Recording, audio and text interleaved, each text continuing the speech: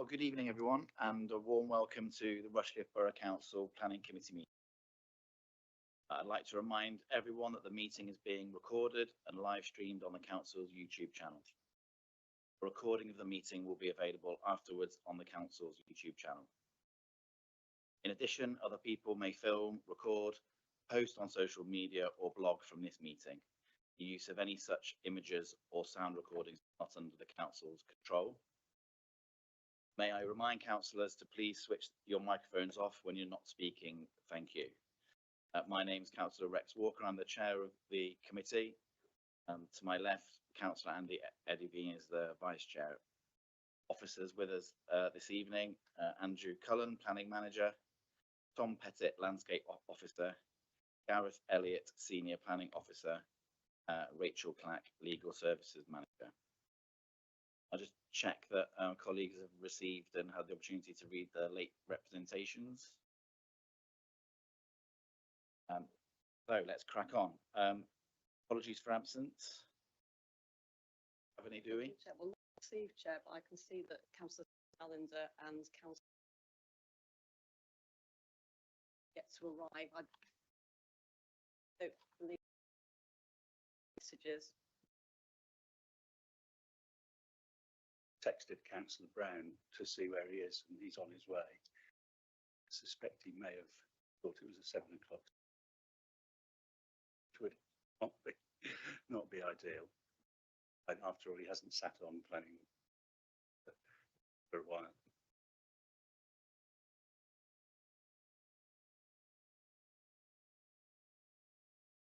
Yes, noted, but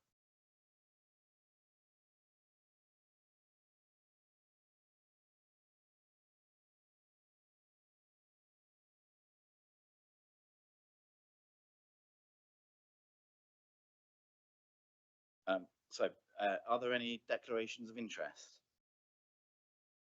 Yes, Chair. Go to Councillor Eddybean first.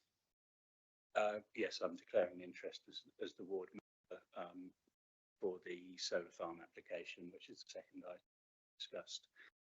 So I won't take part in the debate, and I will be speaking against it. Councillor Birch. Thank you. Yeah, I wish to declare a personal interest in the application for the Renewable Energy Park at item 4. For openness and transparency, I declare that my mother is a member of Wisehall and Thorpe in the Glebe Parish Council, which has commented on this application, and that she has made comments on the application in a personal capacity. We have not discussed the application, and I approach my decision making on this application with an open mind. Thank you. Councillor Wells. I've already made a comment on this application, so I'll be standing down. Chair. And just for completeness, that's also in relation to the solar and battery storage application. Okay, very good. The minutes, moving on to the minutes of the previous meeting. We're happy that those are a true and accurate record. Very good. The admin out of the way.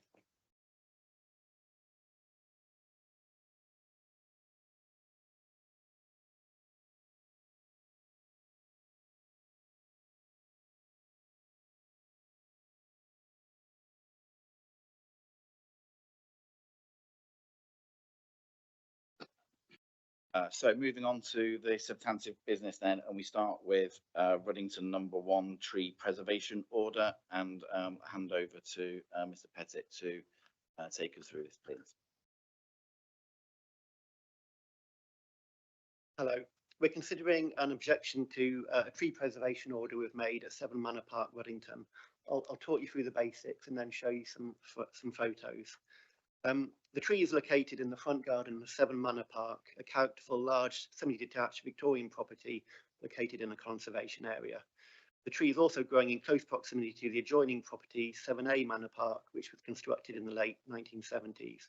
Manor Park has a distinct character with crushed stone pavements, stone boundary walls, individually designed large properties and a large number of mature trees.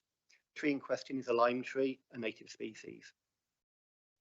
Initial tree preservation order was made following a conservation area tree notification to fell it on the grounds that it overhang the neighbouring house, causing concern to both the owner. Despite annual pruning, the tree was considered by the owner to be dying or dangerous, and they also had concerns about other branches in the tree. We made an initial TPO in November, but we couldn't get up to committee in time, so a second TPO was made on the 7th of May. The objections to the original TPO remain, and no further objections have been received. The council has a duty to consider objections before deciding whether or not to confirm the order. The site history, in regard to the tree, we've allowed it to be crown lifted over the drive in 2014 and 2022. Ward members were consulted and they sought clarification that it was the intention of the tree owner to fell it.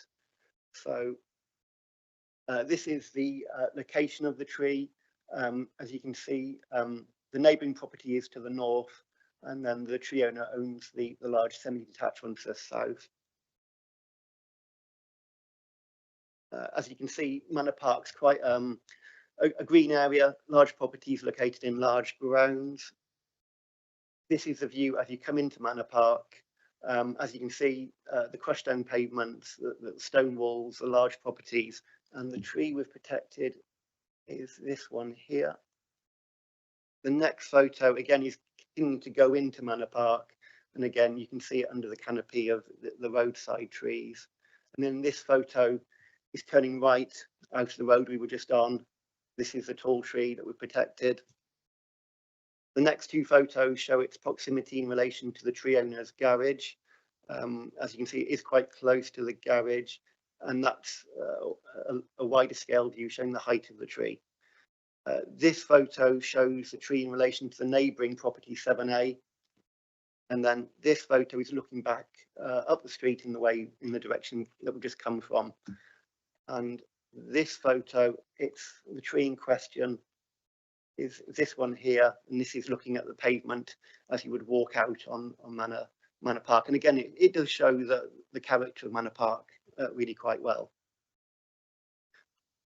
So two objections to the tree preservation order being received, one from the tree owner and one from the neighbour. The tree owner is concerned about large branches falling from the tree. He feels they're an unacceptable health and safety hazard to family, neighbours and passers-by. And I think we've got some photos showing the trees, the branches, sorry, that fell when we considered the conservation area tree notification. So that's one, and that's the second one.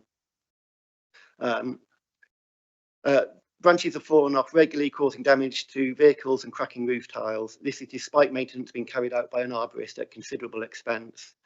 The tree preservation order was made after the 6-week conservation area period when a tree surgeon was booked in to implement work.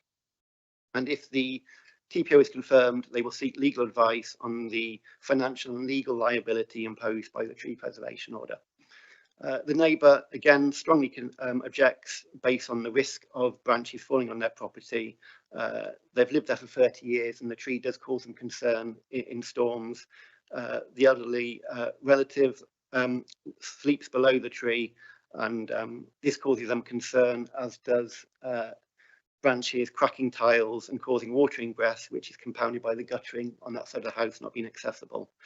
They've got small children who play under the tree, and a decade ago a large branch fell from the tree, which apparently demolished the tree owner's garage, which is why their garage has been rebuilt since then.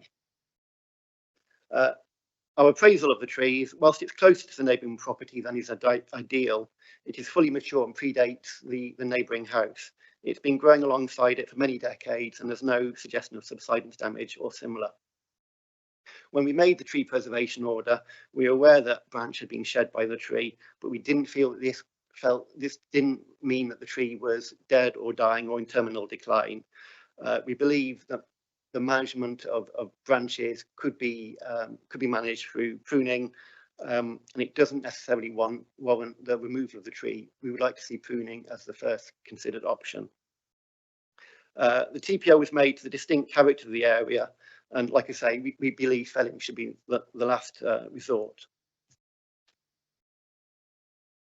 It is clear that the tree does cause concern to both the tree owner and the neighbour, and I think if we were to confirm the tree preservation order and such an application was made, it would be reasonable to consider options such as pruning or allowing pruning to mitigate the risk. Limes do tolerate this work quite well. They're quick to regenerate, although such work might need to be repeated on a cyclical basis. The tree preservation order allows applications to be made to prune and fell trees.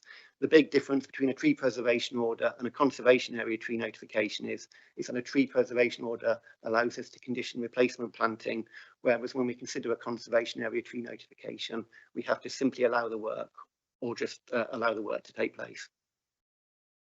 In terms of liability, if we were to confirm the tree preservation order tonight, the liability for the tree does not pass to the council. It remains the tree owner's responsibility, but there are limited circumstances where the council can be liable for loss or damage caused by the tree. These are limited in scale, so it would be for loss or damage over £500 within 12 months of the council refusing permission or granting a condition. No compensation is payable to a person who did not take reasonable steps to avert or mitigate the loss of damage, or if specific reasons and evidence wasn't put forward in relation to the application that the council considers. The committee needs to decide whether or not the TPO should be confirmed and made permanent. If the tree preservation order was confirmed, it would allow future applications to prune or fell the tree. If we decided not to confirm the tree preservation order, the most appropriate course of action would be to revoke it so the tree owner can carry out the work at the earliest available opportunity. But our recommendation is to confirm the Ruddington No. 1 Tree Preservation Order 2025. Thank you. Thank you, Mr. Pettit. We have one speaker registered to speak on this item. Mr. Alawat, I invite you to come up.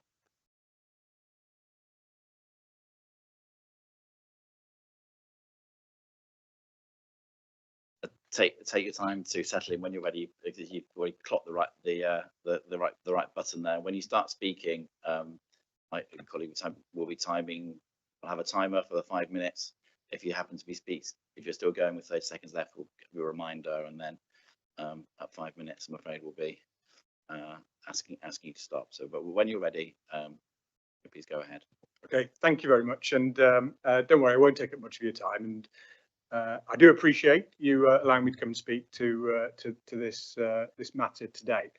I think the main point I want to make, and the main reason I'm here, is I just want to emphasise the extent of the anxiety that the tree causes, and also I think that the report, although I recognise a lot of the report I just presented there, I think the report does underplay the amount of dead branches on the tree, which are very obvious at this time of year when it's in leaf. But it isn't just those obviously dead branches that are falling, it is other ones as well, and pretty much anything stronger than a breeze will mean that there will be some kind of fall from the tree, but it's a bit of a lottery as to what it is. That we have had pruning of the tree on not quite an annual basis, but possibly every 18 months, a considerable expense. So the last tree surgeon that I spoke to to do so, I think quoted about £1,200 because of the size and the location of the tree. So it is expensive to maintain, and despite that maintenance, we've still got the branches falling. We've had on several occasions damage to bodywork of cars parked on the driveway. Thankfully, we haven't had any injuries to either us or our neighbours, but it is a constant cause of concern. After a storm, I very gingerly will open the curtains to see what the latest is on the driveway, but there will be something that's fallen there. As I stated in the report, I guess it adds to the concern as well that there was a previously adjacent tree. So it wasn't a branch, I think it was a full tree that fell next to it onto the previous garage that was there, which led to it being rebuilt. So that does add to the anxiety to both us and our neighbours, and the elderly neighbour who lives whose house is right under the tree. I think with regards to the character of the road, I do acknowledge that that's part of the reason why we live there is because of the character of the road and the nature of the environment. But it does seem that, you know, with developers like Churchill on the same road, they felled, I don't know how many, maybe 30 trees as part of their development. They weren't subject to TPOs or any kind of punitive action. So it seems that we are at a disadvantage there, which does feel unfair. I am very happy to talk to anyone about replacements and replacement planting of the tree if that's considered to be appropriate in lieu of the TPO. And I do appreciate the desire to protect trees, but I do feel that the safety of my family and my property should be a greater concern. You want to go through the photos that you? Sure, yeah. I mean, the photos just illustrate, I think, just further the. These are just photos we took yesterday, just out of the bedroom window, and they show some clearly dead branches. Again, this was just yesterday. This is. It hasn't been particularly stormy, but you can see there's branches falling both on the lawn and on the driveway. That was earlier in the year. One of those actually hit the car. The dash under's there for scale, but it is a small dog. But you know, it does show, you know, these things are regular, and I've not documented every time something's fallen, but these are just to give a sense of the kind of thing that we're dealing with. Thank you. Thank you. Do I need to? If you wouldn't mind pressing the button again and the light goes, thank you very much. Mr. Pettit, do you have any points of clarification arising from that? Yeah, I think the main one is regarding the point made about Churchill and their tree removal, which was on the opposite side of the road. That work was allowed following a consultant's tree report, and I think that the big difference between their trees and these trees is the visual prominence of their trees. I think, yes, that we did allow a number of trees to be removed, but I would argue from any public vantage point, those trees were not visible. I don't think the character of the area has changed following that tree work. We have retained all the trees around the perimeter of that site where they are visible from public vantage points. But I think, you know, obviously you've made the point about the concern the trees cause to you and your neighbour, and you know, in the report I did try and use your and your neighbour's words as much as possible. Thank you. So we've had we've heard what's been said. We have the officer report with a recommendation at page 11, and it falls to us now to discuss that and ultimately make a decision. So who would like to start us off? Councillor Ellis. Thank you, Chair. In my view, the dangers outweigh by far the loss of the tree itself. So my sympathies are with the two house owners. Thank you, Councillor Thomas. I have sympathy with the householders as well, but on the whole, the tree preservation order wouldn't stop the tree being felled or stop work being done to it. It would just mean that there was a discussion with the tree officer, and that, you know, I found that they've been very good where it's necessary to do work to allow it and to have those discussions, and so I feel that the tree preservation order should be confirmed. Thank you.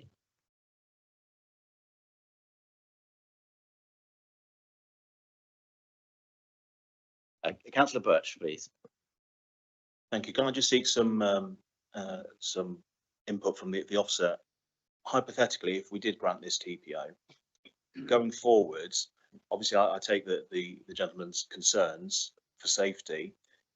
If the TPO is in place, what mechanisms do you have after that point to ensure that the safety aspect is upheld?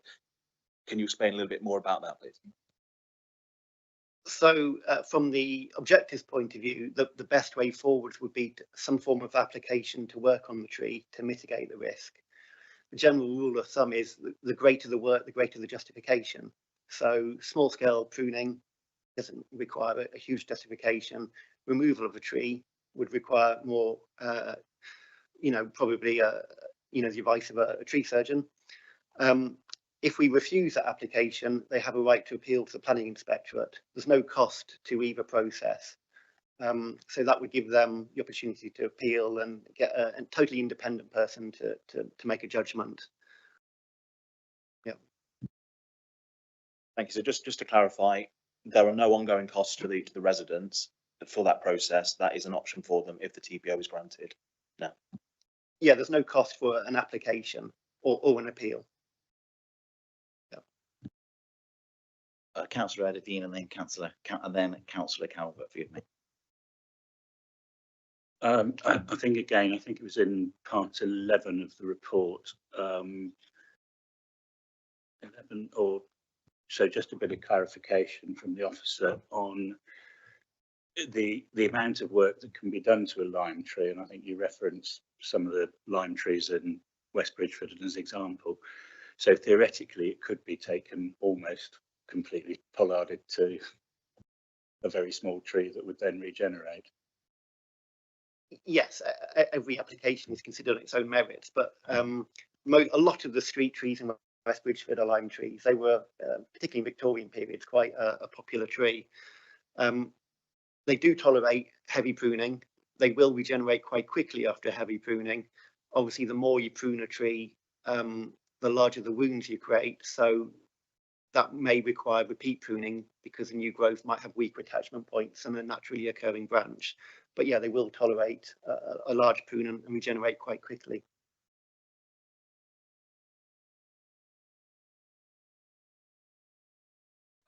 Thanks, that answers the question I was interested in. Councillor Calvert. Thank you, Chair. Two questions and one comment. First question is, did any member of the public express support tree preservation order? And the second question is concerning paragraph 10. And it says, it is considered that arboricultural advice should be taken to justify work and consider if pruning could allow the retention of the tree. Is that something that you're suggesting to the owner of the tree to undertake that task? So that's the question. And the one comment is on the photograph of the tree with the neighbour's house adjacent to it. Because having visited it today, I found it looked so imposing, and some of those really tall, heavy branches were right over the neighbour's extension. And I could see that there was no ability for removing any debris in the gutters of the extension. That must cause a lot of difficulty for them. Thank you. So the public haven't expressed any feelings for or against the tree preservation. We've not had any comments bar the two objections. Yes, like I said earlier, the greater the proposed work to a tree, the greater the justification. And we don't want people to pay for long-winded, expensive tree reports, but I think any application is enhanced by the view of a tree surgeon. And that can be relatively quick, just an email or a short paragraph to give a professional opinion. And I think, that does support and help applications. And yeah, I think, was it that photo that you were referring to? Sorry, you can't see. Yes, I mean, I think it's clear that access to the guttering is limited, not just by the tree we're protected, but by the other evergreen sort of hedgerow that runs alongside the boundary.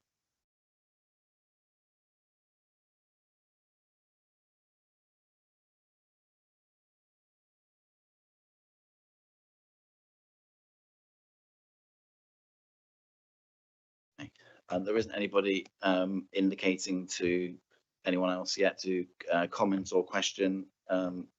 So is somebody, Mr. Councillor Wells? Thank you, Chair. With that picture just above the house, the branches branch out. Is that where it was first pollarded in 2014? We haven't allowed it to be pollarded before. In 2014 and 2020. We have allowed the lower branches to be removed over the driveway of the property. I presume that was just to maintain access and clearance. So we've never allowed the tree to be reduced in height or width. Well, I have visited the site, and the road is on a hill, so the tree looks bigger. But I'm quite concerned at the height. If this committee says pollard it, how far down are you willing for it to be pollarded? Because that is quite dangerous with all those branches on the driveway.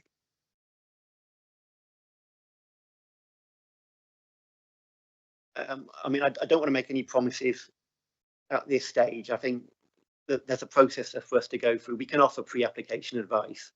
I'll be happy to meet the owner and discuss it. And I think, you know, we need to ideally see what tree surgeons think. And so I don't want to make a promise at this stage, but, you know, I am open to the tree being pruned or reduced in size. I think that's fair for me to say at this point. Councillor Mason. Thank you. It's quick question first. When you say, if we were to say that the tree preservation order is confirmed, that doesn't stop work being done on the tree, does it, to make it safer to take out some branches and to have discussions with you? Yes, so if we confirm the tree preservation order, applications can be made. There are some exemptions relating to, I mean, the removal of dead wood is always exempt. You never need an application because that's always good practice. The other exemption is if, say, a storm blew through tonight and a branch was dislodged and was caught in the canopy, there's a process for what's called the dead or dangerous exemption. So emergency works can take place, you know, where people feel there's, you know, ideally it would take place in sort of 5 days and the council will be quick to respond. So there are exemptions where we can allow work to take place at short notice. Yeah. I do feel it's quite a splendid tree. I do like trees. Yes, it is quite tall, but at the moment it is not actually falling down, as I understand it. And therefore I would like to support the recommendation that the tree preservation for 2025 is confirmed, please, on the understanding that you will talk to the owners and see what work can be done to make it safe. Thank you. Yes, Councillor Thomas. I'd like to second. Does anybody have any comments or things for the debate before moving to a vote here? Yes, please, Chair. No one's talking about the tree falling down. The danger, the very real danger, which has happened in the past and is still happening, is branches falling off. And so far, nothing has been done, as far as I can see, to rectify that and to future-proof it so that the residents don't need to be concerned. Councillor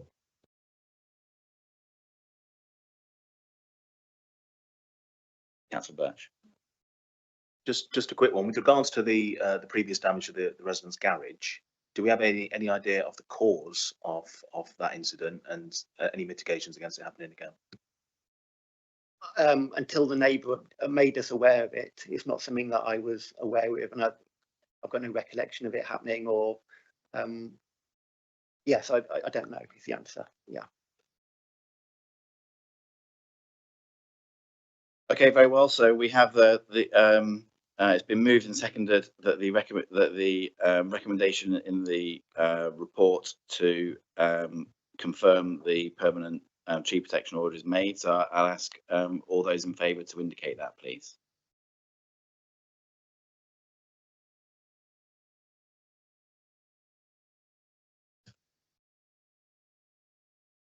And those against?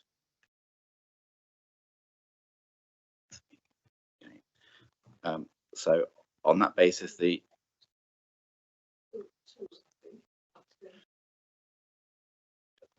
forgive me, yeah, any abstentions? Okay, there we are. So on that basis, the preservation order has been confirmed.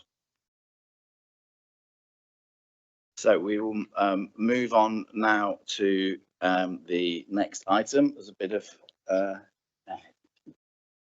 changing of places to be done.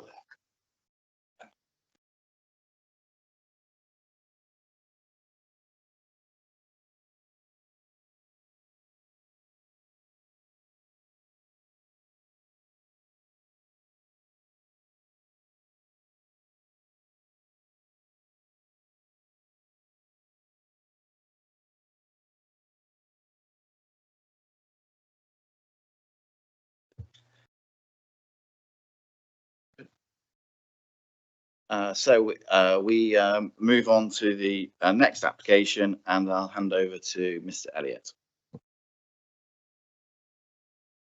Chair, yes, this application is for an energy park with battery storage, ancillary infrastructure and landscaping.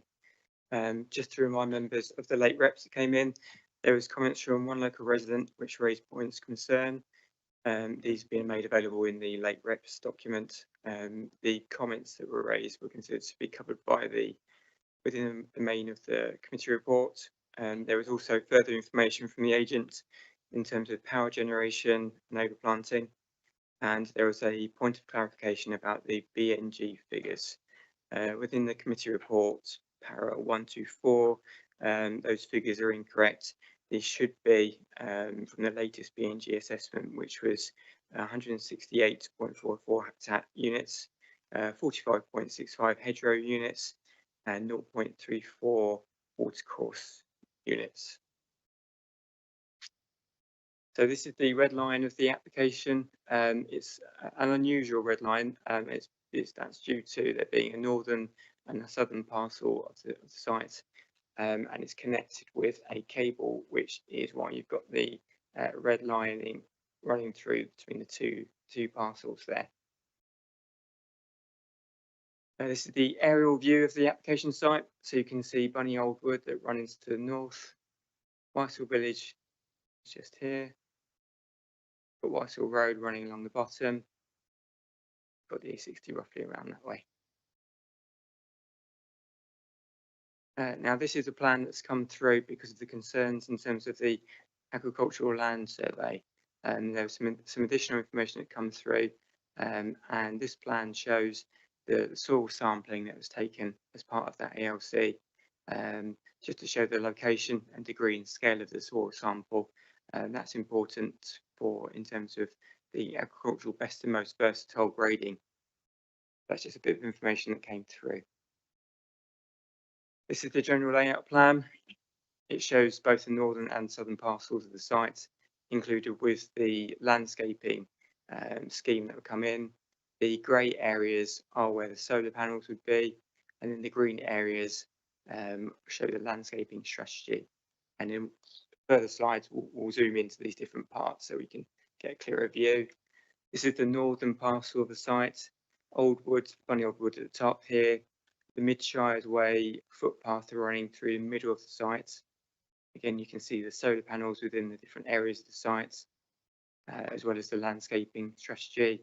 And this area here is additional skylark habitat, which I'll discuss a bit further a bit later on. Just as another zoomed in version of that same plan, this is the skylark habitat. Main vehicular access into the site. At this point, this is an existing access, but will be improved to allow construction vehicles to enter the site. This is the southern parcel of the site, Whitehall Road running along here, Whitehall Village, this area.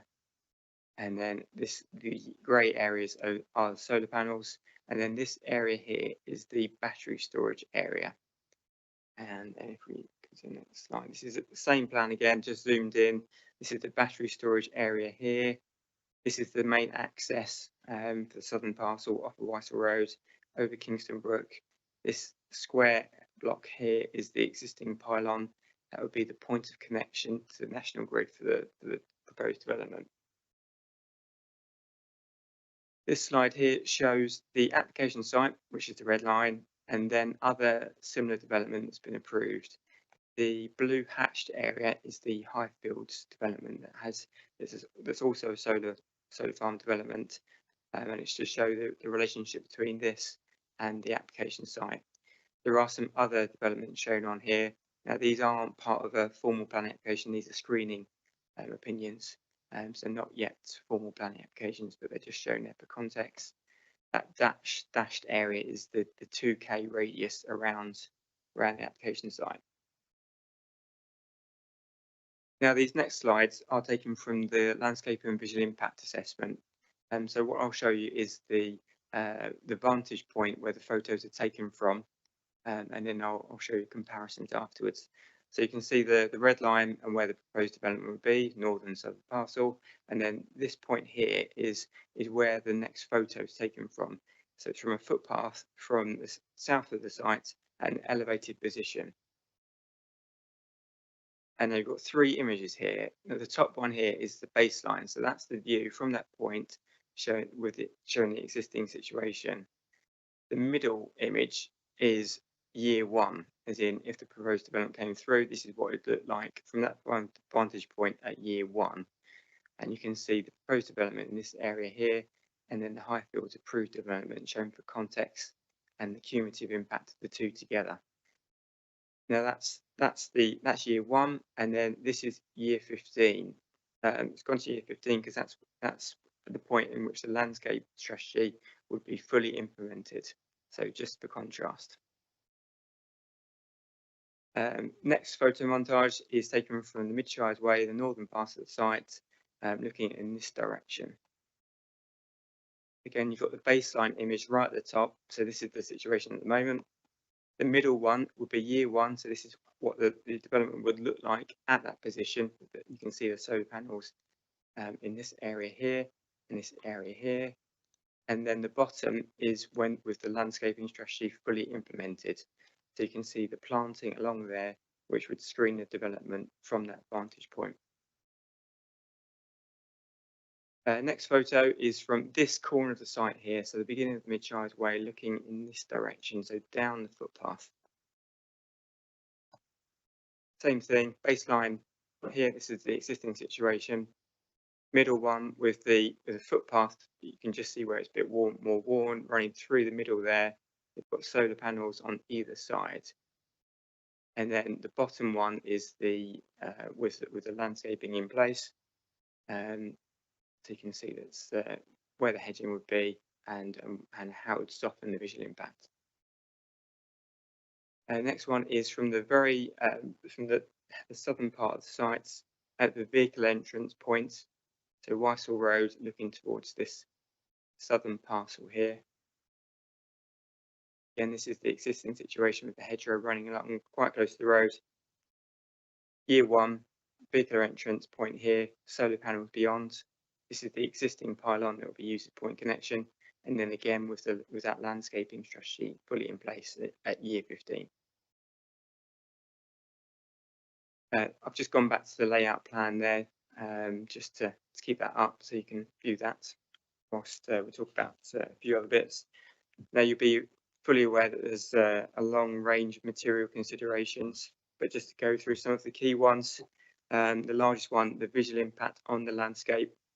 Now, as you say, there's this portion that the application was supported by a landscape and visual impact assessment. Now, there was an independent review of that document where there was some disagreement between the professionals. There was agreement in terms of the initial impact. So year one, there was agreement that there was a major adverse impact on landscaping. The applicants were of the view that that would reduce down to a negligible impact at year 15. Now the independent review was had the view that it would reduce down to a minor adverse impact.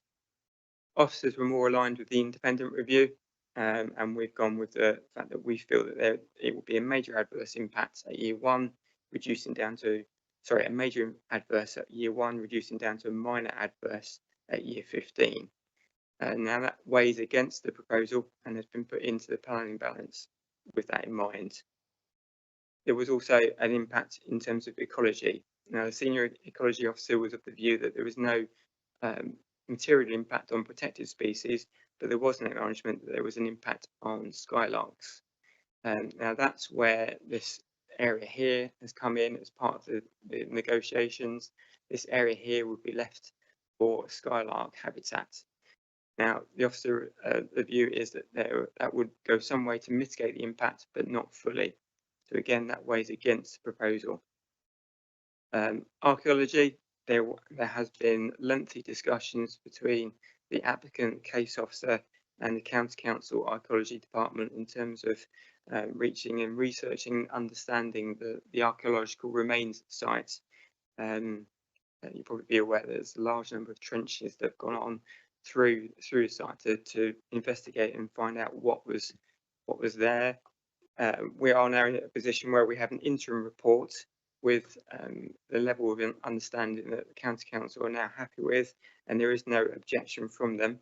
There is a condition that requires a second chance of trenching, which would then inform some mitigation measures. In terms of heritage, Historic England raised an initial objection to the proposal and considered that there was direct impact on the conservation area and listed buildings. Through discussions and further information, the objection has been withdrawn, but there are still concerns in terms of the development altering the contribution to the rural landscape character and significance to the conservation area. So it's not direct objection, but there are still some concerns. Again, that weighs against the proposal.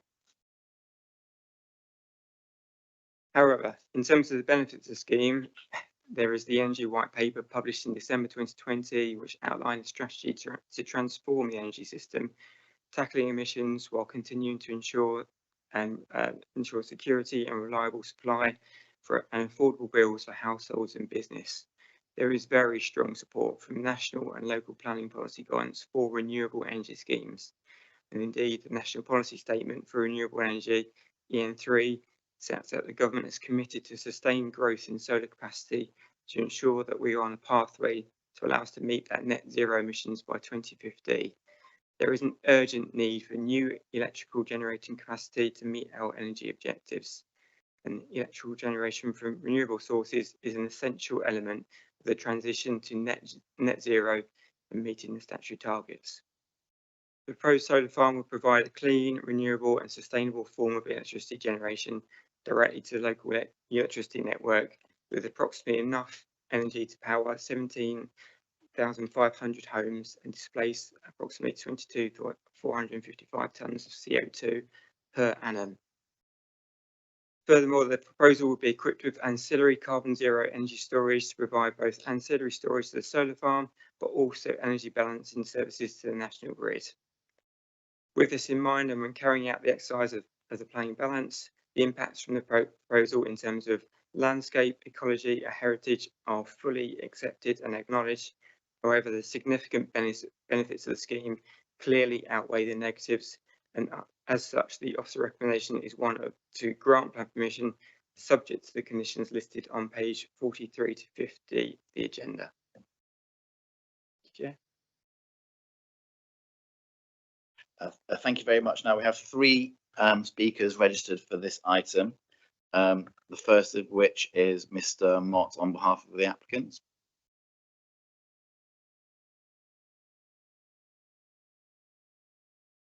So you've seen the dry run and you know the drill.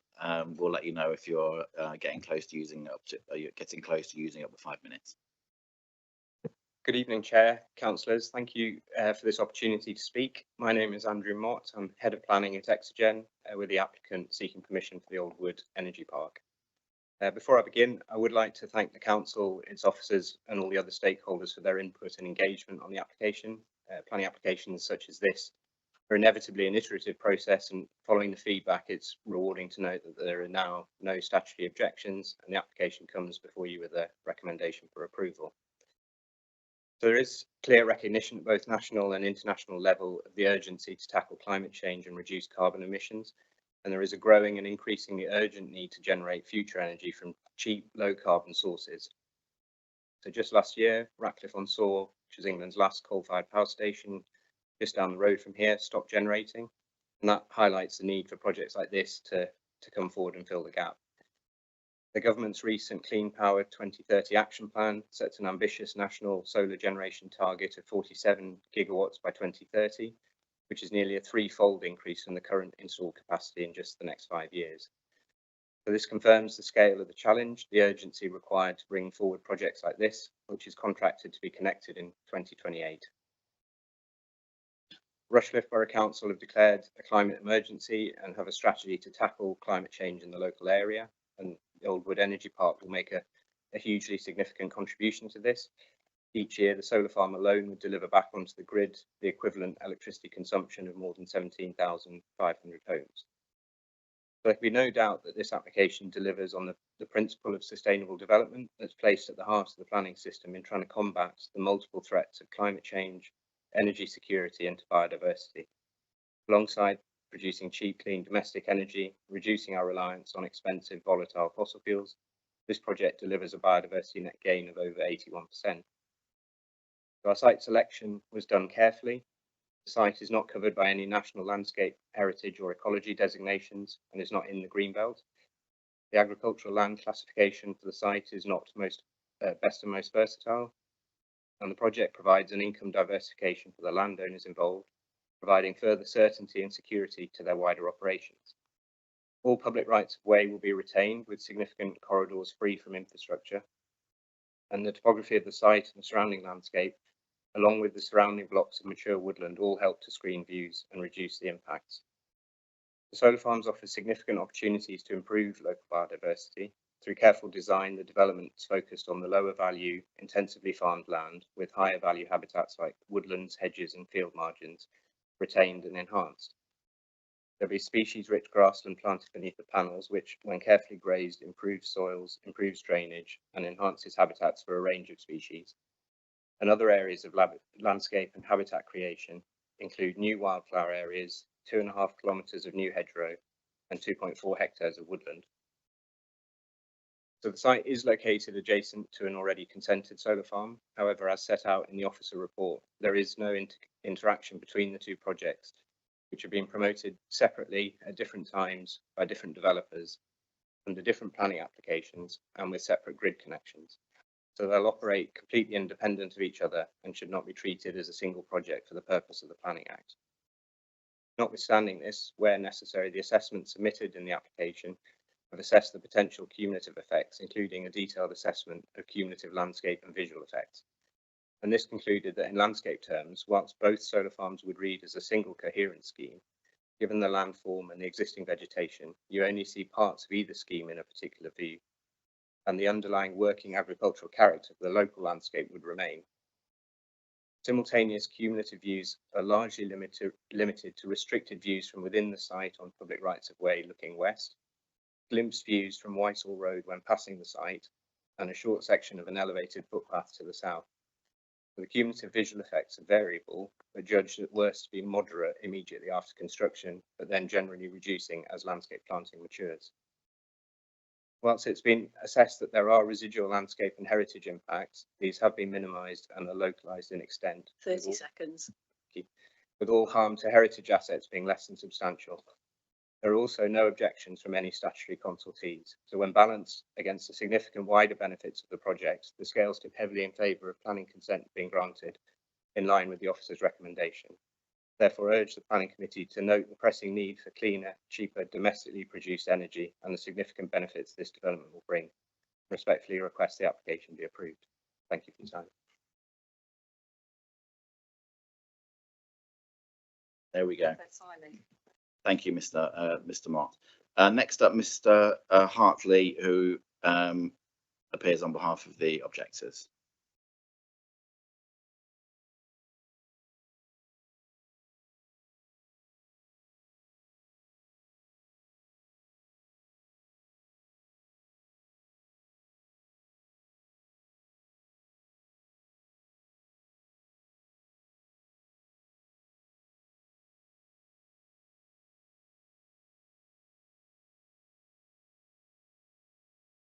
So I'm Neil Hartley. I'm a chartered surveyor with 40 years development experience, and I represent the objectors from Wiesel and surrounding areas. Our key objections are as follows: the cumulative impact and landscape and visual impact, LVIA. This photo looks southwest from the public footpath at Lodge Farm. It includes part of the application site in the near view, part of the consented Highfield site in the long view. Everything you see will be covered by solar panels if consented. The following photos look at the other parts of the northern area of the application site. The two sites, as the officer said, are one hedgerow apart and total 450 acres, which is equivalent to 250 city ground pictures. From any viewpoint, including the Midshires Way, they will be seen as a single scheme. This is also the view of the County Council's independent reviewer of the LVIA, who conclude that the cumulative effects of the two sites are underestimated by the applicant's assessment. They also conclude that the methodology used in the LVIA is still under question. So judgments made on, for example, magnitude of change and overall significance of landscape effects cannot be confirmed. Thanks. The planning officers agree with the findings of the independent review, but this has not been given sufficient weight in the planning balance. In terms of heritage, the council's conservation officer says that the level of harm caused to the designated heritage assets is sufficient to engage a strong and statutory presumption against granting planning permission. It goes on to say that permission could still be granted if it is concluded that the public benefits outweigh harm through application of the test within paragraph 215 NPPF December 2024. This test is not to be applied as a simple balance, and the public benefits must not simply outweigh harm, but must do so to a sufficient degree to justify departure from the statutory presumption against granting planning permission. The planning report does not show that the required test has been carried out or satisfied, and therefore the statutory presumption against granting planning permission should be adhered to. In terms of ecology, the Council's standing advice for planning applications regarding ecology and protection of species, sites and habitats states that ecological surveys over 2 years old are not in date and should not be accepted. The applicant's ecological assessment relies on 6 surveys. 4 of these are well over 2 years old, and the other 2 will expire in August and September. Relying on out-of-date surveys against the Council's own policy renders the ecology impact survey invalid and unreliable and is a ground for refusal. Summary other objections: unsuitable highway conditions for construction traffic, inadequate safety detail of the BESS, which should be detailed in a full application, including showing a second point of fire vehicle access as required by the National Fire Chiefs Council. No matter how technology improves, the risk will never be nil, so there is no reason to delay a full battery safety plan. We've also shown that Kingston Brook floods on an annual basis, and there is no evidence that the Highway Authority will consent to the cable connection to the Conservation Village. In conclusion, if properly taken into account and policy complied with, the heritage, landscape and ecology harms, together with the fire safety shortcomings, should each in themselves or combined tip the planning balance against this proposal. There is an urgent need for green energy generation, but by the government's own statistics, at April 25, 80 gigawatts of constructed, consented or in application solar generation is in the pipeline. The 2030 target, as we've heard, is 45 to 47 gigawatts, which also advises that there is scope to exceed the 45 to 47 gigawatt figure. 30 seconds. Each application should be judged on its own merits, and the balance is firmly against this one. I would urge you to reject the application outright. Thank you for the opportunity to speak.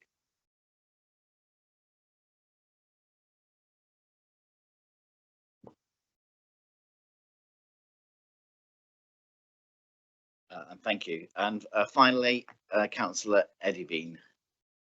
please.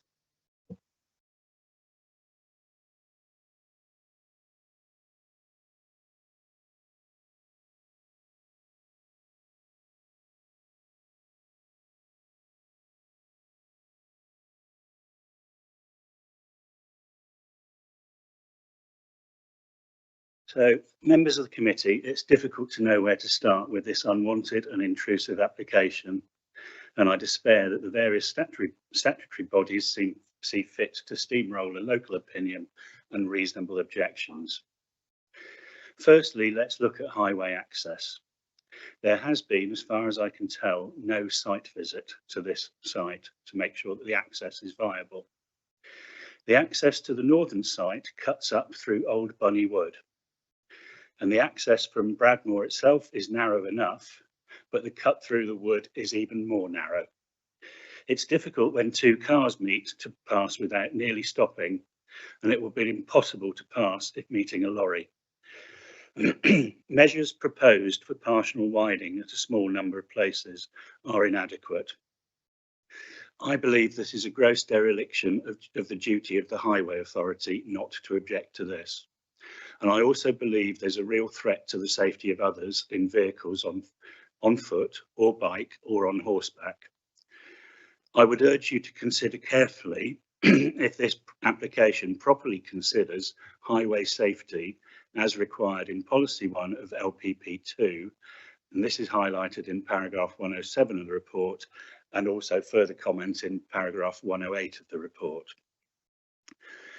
Please remember that there will be nearly 16,000 vehicle movements, mostly large lorries, articulated lorries up to 16.5 metres, and 32-tonne aggregate lorries during the construction phase, just to the northern site. There will also be 2,500 similar deliveries, similar sized vehicles to the southern site. It's been said that no road traffic incidents have ever been reported at these sites, but neither have either of these two sites been subjected to traffic of this size and volume ever before. Just to add further to the unsuitability of access, the proposed junction to be used on the south access at Costock has seen numerous incidents over the years, and the quality of the surface up through the cut in Old Bunny Woods must rank as possibly the worst in the county. Now let's take a look at the landscape impact. You're being asked to approve something which does have a significant impact, and which will only be mitigated if the planting scheme is successful in about 15 years' time. I would hardly describe that as low impact. At least the approved development next door is actually already fairly well landscaped and will be largely unseen, in my opinion. And I would say that the pictures that you have seen do not do justice to the contours of the land, suggesting that it will be well screened. The Midshires Way goes through the middle of the northern parcel. Interestingly, a fact that was completely overlooked by the applicants until they learnt that it existed through the so-called consultation process. And let's face it, they ignored everything that was told them in the consultation process anyway. This is an important national route and is used by many, not just locals. Imagine going for a walk in the country to admire the wildlife and beauty of Middle England landscape. Instead, you get row after row of industrial panels on either side, well, at least for the next 15 years, before we know if the planting has been successful. Finally, I'd like to draw attention to the plan to heap further misery on local residents by proposing to link the two sites by nearly 2 miles of cabling along the highway and through the village of Wisehall. The disruption will cause this disruption will cause strengthens the argument that access to the site is inadequate. A sensible application would have proposed a much shorter connection directly linking the two sites, but this is not a sensible application. We could go on about the fact that solar panels should be on roofs and covering car parks, but we already know that. there seems to be no coherent strategy to make sure that renewable energy is in the right place. Instead, we have the current system where it's a free-for-all of just picking any land and jumping on the uncontrolled bandwagon. Committee members, I hope both myself and Neil Hartley have given you enough grounds on which to object to this application, and I urge you not to pass it. Thank you. Thank you.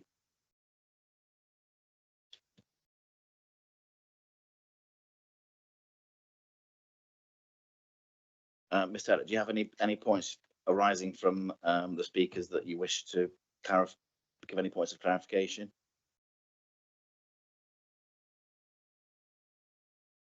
Yeah, just in terms of the ecology surveys, discussions what's had with the senior ecology officer in terms of the surveys, the opinion was that the surveys were still relevant and appropriate, unlikely to have changed much on the ground, and there was enough information there to make a judgment on the impact on ecology.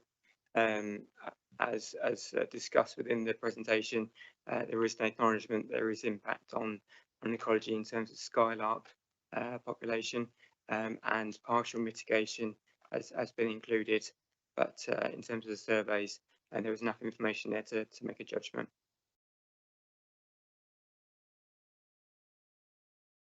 Okay, thank you. So we've heard what's been said. We have the officer report, including a recommendation starting at page 43 of the documents, and it falls to us to discuss that now.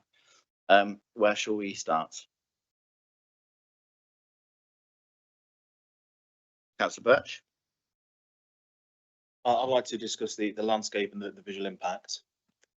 So I've lived in Thorpe and the Glebe on and off since 2003, and I've walked this route literally hundreds of times, and it's beautiful. It is the quintessential English countryside.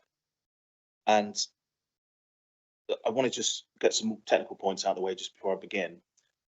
Am I correct in saying that the rights of way officer, their only remit at the county council is to ensure that the route works, is functional, that people can get from A to B, and that officer is not making any observation or any sort of judgment on the visual amenity? Is that correct?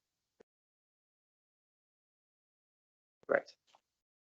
Thank you. So obviously that rights of way officer has put no objection in, but that's not factoring in the visual impact. Now that walk is beautiful. It leads all the way through to Bunny Old Wood. It's not only an asset to Wisehall and the surrounding villages, it's an asset to Rushcliffe. It's a fantastic amenity, and I think it needs to be protected. And I'm very, very worried that it's going to turn into an industrial looking piece of land. And just so we can really visualize this, we're looking at solar panels that are going to be at their apex 3.1 meters tall. They're above head height. They're huge. There'll be fields full of these, and I'm very, very concerned of the industrialization that's going to cause.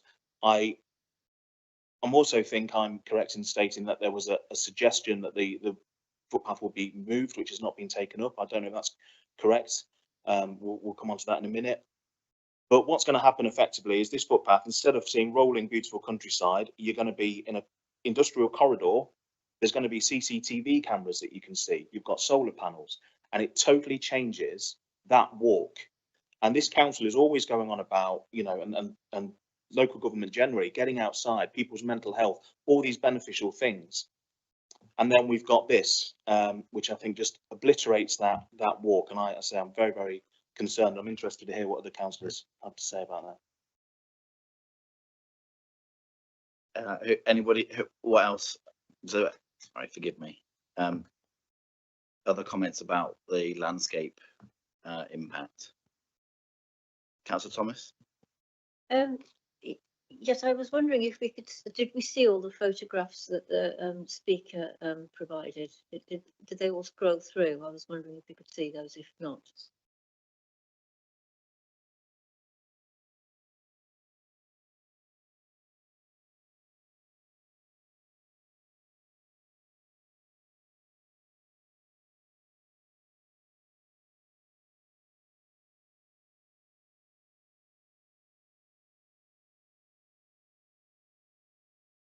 Yeah, okay, thank you.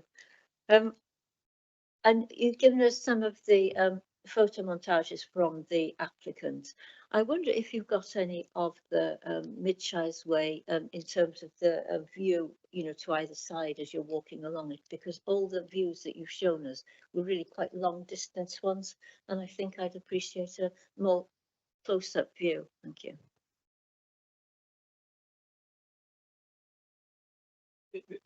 I'd say this one is the best one in terms of the how you'd view the development from that footpath. You can see the where the footpath is running through the centre of the photo there, with the solar panels either side. So I would say that one there is probably the best one to focus on in terms of visual impact. I think that's one that goes through the bit of the footpath that goes along bits that haven't got solar panels planted to them. I was wanting to see one that goes through, you know, with solar panels like each side, as it were, closer as possible.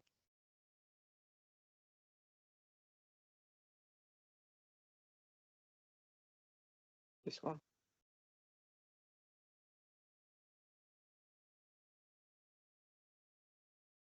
If there were any in the documentation apart from the ones that were shown that we can see. Sorry, I should have made that clear. Okay.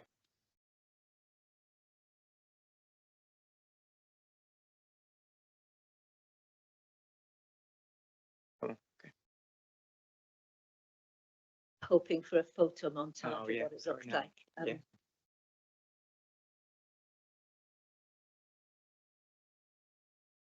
So sticking with landscape amenity, Councillor Brown. Thank you, Chair. And first of all, apologies for arriving late. I'll explain later why. It's a long story. Like Councillor Birch, I've also walked the Midshires Way many times. Don't live too far from there. And I'd like to add to the visual impact what Councillor Birch spoke about, the height of the solar panels, but nothing was said about the battery storage area, which is to the south of the site.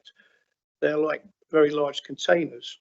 So you're going to get a field full of containers that look like they've just come off the back of a ship. If that's not industrialising the countryside, I don't know what is. Who wants to walk past those things? Opposite, I believe just directly opposite them, there's horse riding stables as well, am I right in saying that? There's noise emitted from them. I do know that fire authorities in certain areas have issues with fires from these battery storage areas because of the lithium batteries that are there. So from the visual impact view, that's where I'm coming from at the moment. Thank you. Councillor Calvert. Thank you, Chair.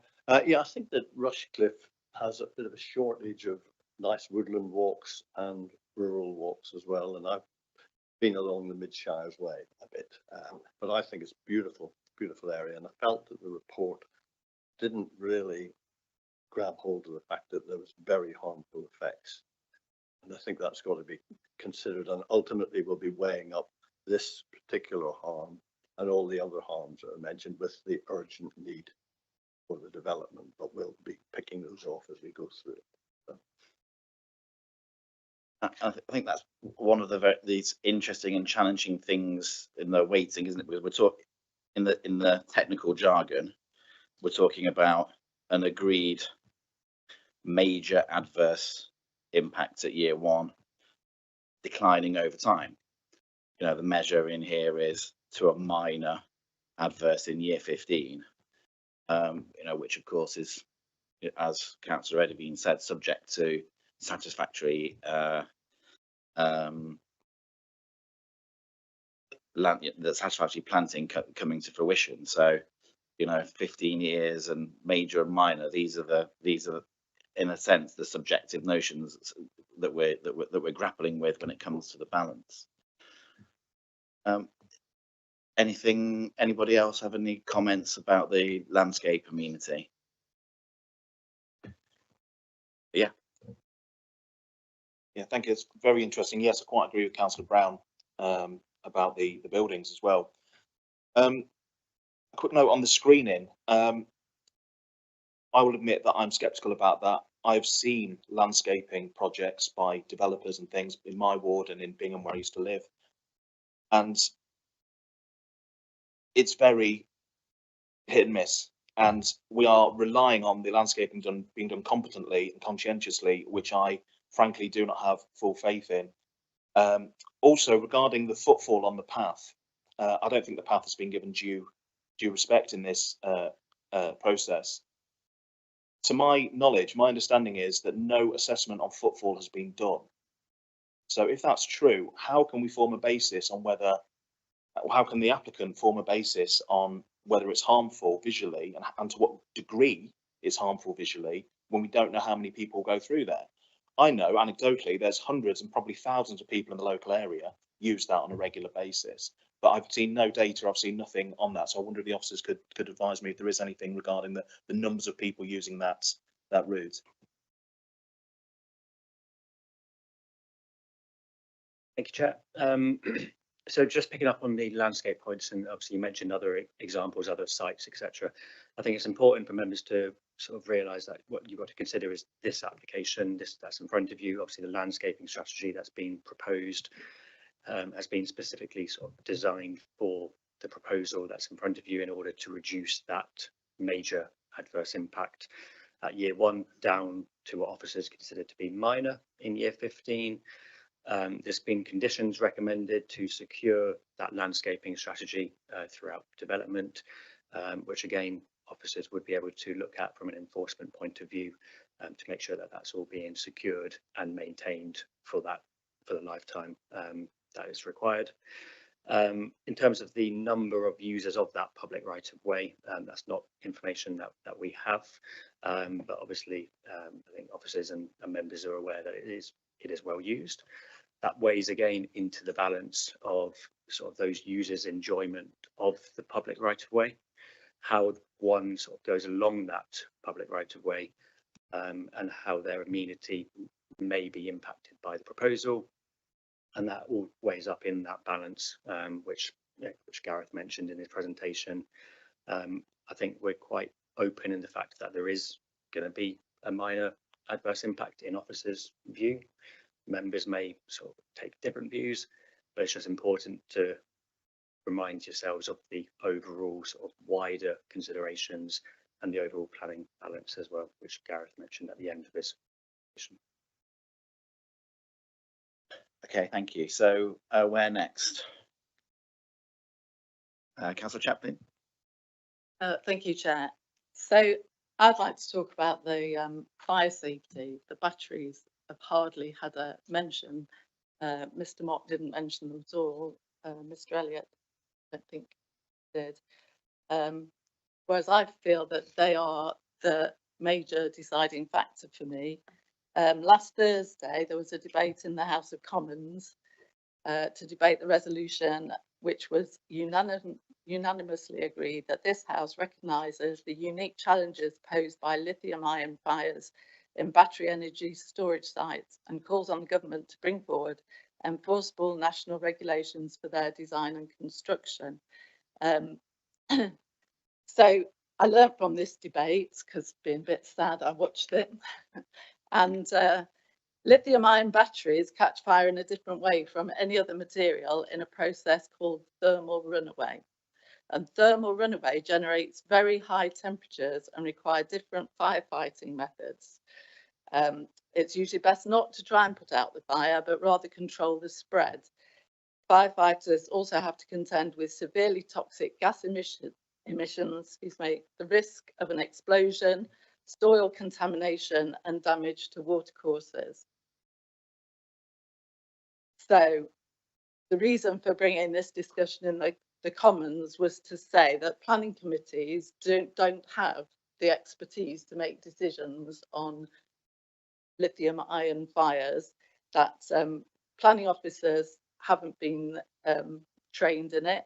In one quote, currently the burden of responsibility falls on individual local authority planning officers who have no specific training or background in lithium-ion technology. And why on earth would they? So it was an interesting debate. The point was made that there is a strong case for mandating water-based suppression systems, off-gas detection, ventilation systems and thermal runaway mitigation as design conditions.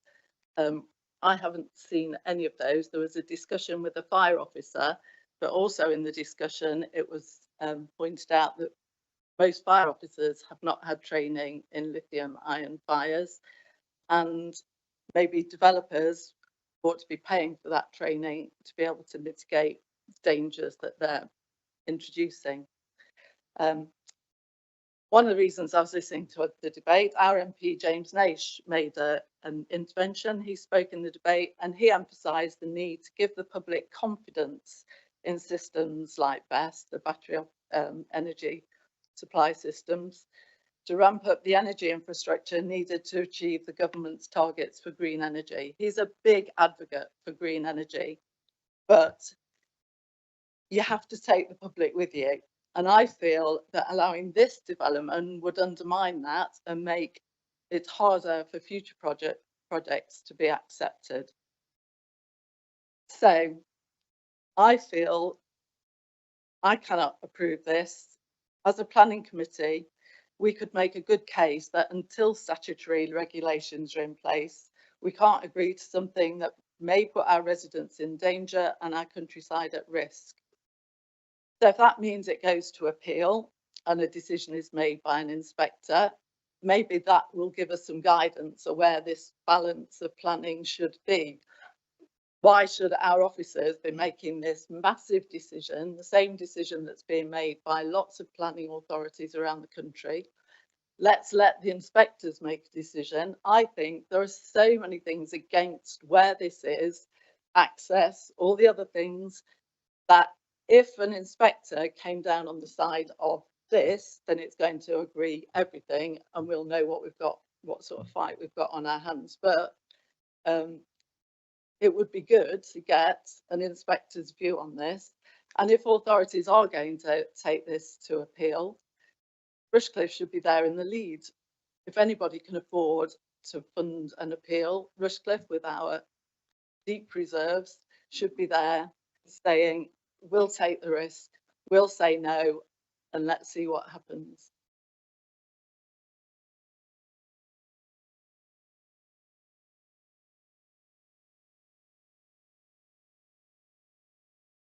Just coming back on the fire safety point that you raised at the initial outset, we've got a recommended condition 16, which requires a risk management plan, emergency response plan, and that would include a lot of the details that you sort of talked about in terms of sort of the suppression systems, method of dealing with fires, container heat output, contamination levels, and sort of how it will all be controlled, as well as ensuring there's access to the site for fire vehicles as well. So I just wanted to highlight that to members just in case they haven't sort of made note of that.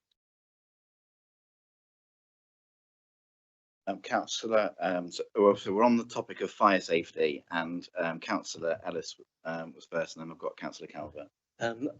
Chair, I fully appreciate the dangers of lithium batteries. It's been so well publicised that there's no denying it. But I had one slight concern, and that is if our officers haven't got the qualifications to make this kind of judgment, neither has the inspector, I would think. So I'm not sure that actually inviting the thing to be decided by an inspector, if there is an appeal, it is a path that I would particularly endure. Thank you, Councillor Calvert. Thank you, Chairman.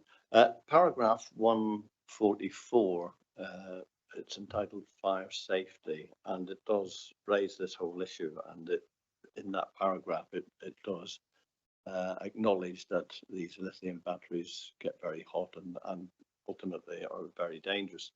And then the report talks about the urgent need for this development versus the identified harm in the landscape character that we've talked about. It makes a big issue about the damage to heritage assets, and it talks about the skylarks habitat and whether that's adequate. but concludes that the urgent need for this development outweighs those particular concerns. But it doesn't refer to the issues that Councillor Chaplin has mentioned. There is a condition, condition 16, which talks about producing a risk management plan and emergency response plan related to the whole issue of fire. And it does not seem appropriate to me that we rely on a condition. I think we should be waiting for the output of a risk management plan and emergency response plan, and the deliberations are happening at a national level before we as a committee come to a decision on this.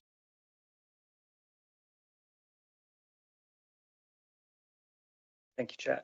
So just picking up on I suppose that point and the point that Councillor Ellis mentioned as well. So the fire safety officer has provided and worked with the case officer in terms of trying to sort of agree a best approach, and that condition stemmed with those responses from the fire safety officer. So they're the ones that are providing us with the technical advice, the technical support, in the same way that sort of the highways authorities do or the lead local flood authority do.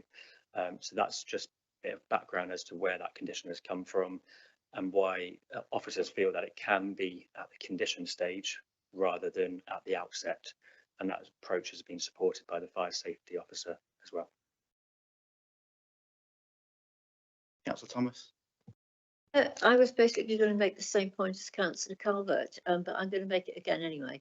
And that is that it should be a separate application, or there should be other opportunity for the public and the residents and any other experts, you know, that take an interest in this sort of thing to comment on a consultation on the actual detailed design of the BESS area in a separate application. And I wonder if that is something that could be changed in the recommendation, as it were, if we wanted to approve the recommendation, so that has to be a separate application to deal with the detailed design of the BESS area. Thank you. Thank you, Chair. So the application has been submitted as a whole for both elements, the solar panels and the battery storage. So it wouldn't be possible to sort of determine one half of it or to, you know, to split up that. I think it's important just to bear in mind that that plays an important function to sit alongside the solar panels, the battery storage, because it provides that additional sort of benefit in terms of being able to store and then sort of produce export to the grid at the same time. So it would be a decision on the application as a whole here this evening. Thank you. In relation to the points that Councillor Chaplin was making, and you know, interesting to hear about some of the details of that debate. You know, whilst appreciating the issues, the bit there that I was, you know, a bit concerned by, that if there's a need for government regulation in this area, I didn't quite follow that it's beholden on Rushcliffe Borough Council Planning Committee refusing applications so that they go off to an inspectorate for that. That may have maybe misrepresenting what you said, but that's where I started to feel a bit uncomfortable. Okay, if I could just explain myself then. So in previous committees, the reason for not going against an officer's professional judgment, which I don't often do because I do value their judgment, they are professionals, but has been that, well, if we as a committee go against the professional judgment, which is more likely to be right by following the rules, whereas we as a committee tend to follow our hearts rather than the rules sometimes, that the danger is that we then get an appeal against us and it can cost the authority money, the council money. I was just trying to make the point that it may be worth it in this case to take that risk, and if anybody's going to take the risk, a borough council like us with reserves is more able to take that decision than maybe some others. Does that make you feel less uncomfortable? Yeah, thank you, Chair, and thank you, Councillor Chaplin as well. I think it was just to say, from see the legal perspective, the obviously planning permission should be granted in accordance with the development plan list. Material considerations indicate otherwise. Obviously, there's very strong support in the NPPF for for renewable green energy schemes.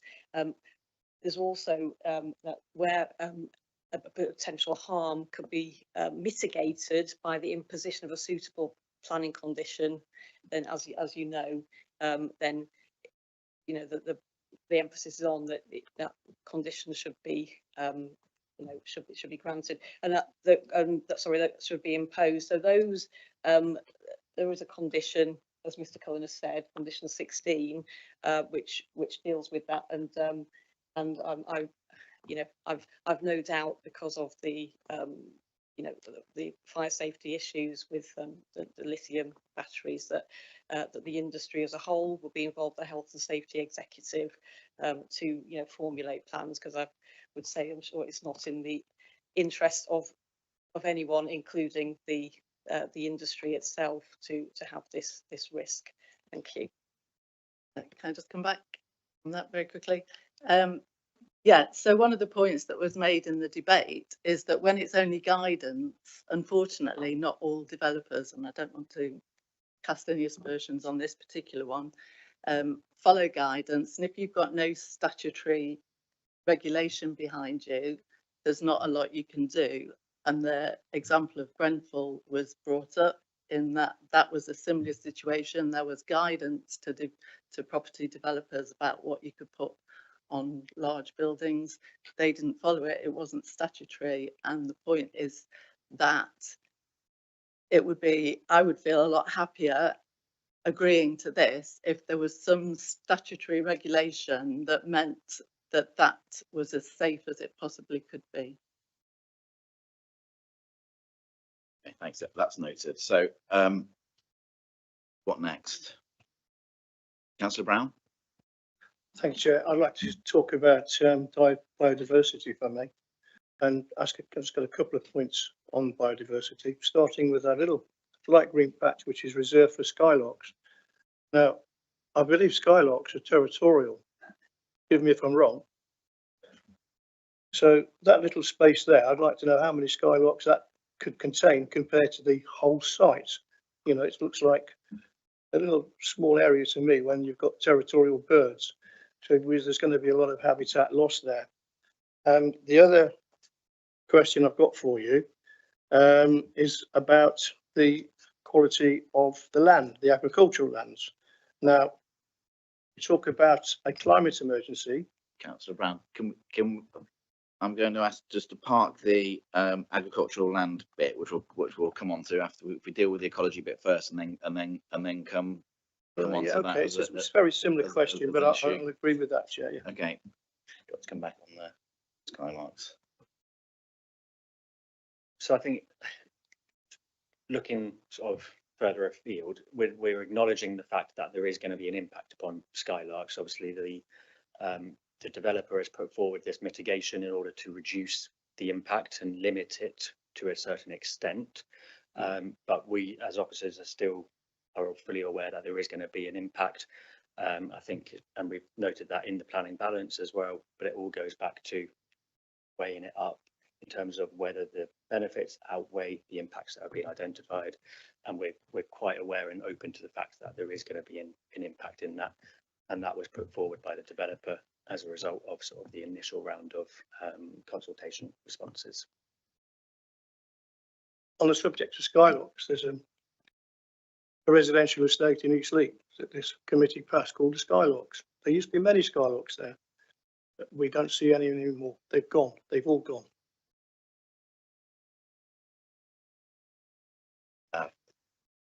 Thank you, Councillor Brown. So on ecology, Councillor Mallender. I would like to come back to the batteries, but I've not got an answer to my question that I've asked of someone who knows more about batteries than I do.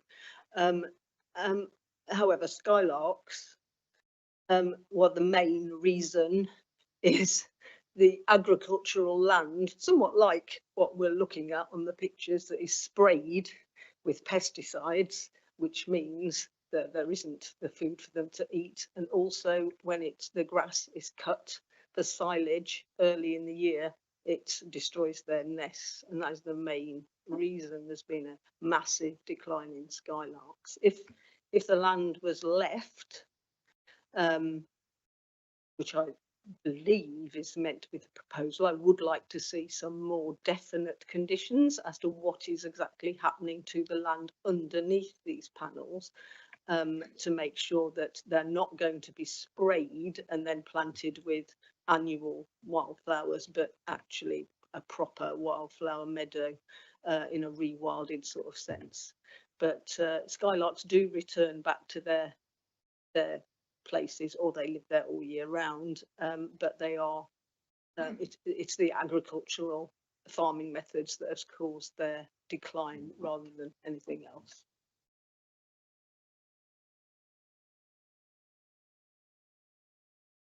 Thomas. Yes, in terms of the landscape management, for the Skylarks area, is there a landscape management plan that actually encourages skylarks? And for the rest of the area, is there anything about discouraging the use of pesticides, which I believe is one of our council's policies? Thank you.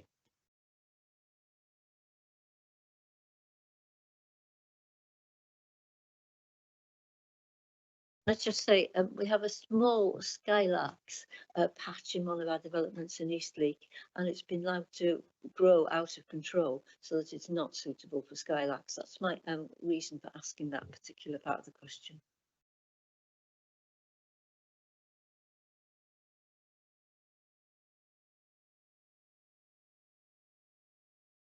So I believe that would be part of one of the conditions is there is a landscape management plan. I can't remember what number it is off the top of my head.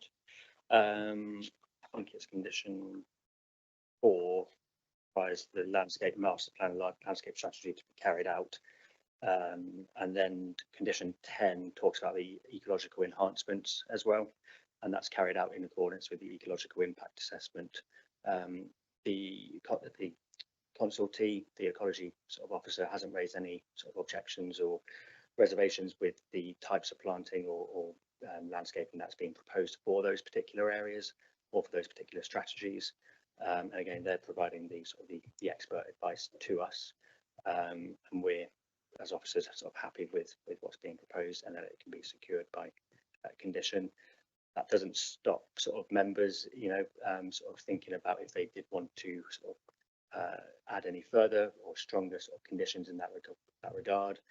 I just remind members what Rachel said earlier in terms of making sure the conditions are meet the tests for adding planning conditions on, but that's something that you could consider as well. I think I'd like to see if we do move to approve this, then I'd like to see some sort of condition limiting the use of pesticides, the wording of which I'd be quite happy to leave to officers, including the ecology officer. And, you know, I would also need some sort of assurance that there's a suitable management plan for the skylarks area that would actually encourage skylarks. You know, support them, because, as I say, it's a tick box exercise for some developers. I'm not saying these, but to provide something that is the skylarks area, and then, you know, it doesn't do the job basically.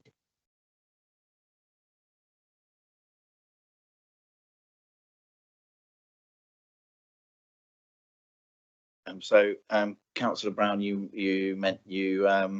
I cut you off when you were about to talk about best use of the agricultural land. Yes, thank you, Chair. What I was about to say, yes, we all know that we've got a climate emergency, but we've also very close to a food emergency as well. The amount of land being taken up by these sites across the UK will soon run out of areas to grow the food. Now, every single one of the photographs we've seen so far have had crops growing either side of them.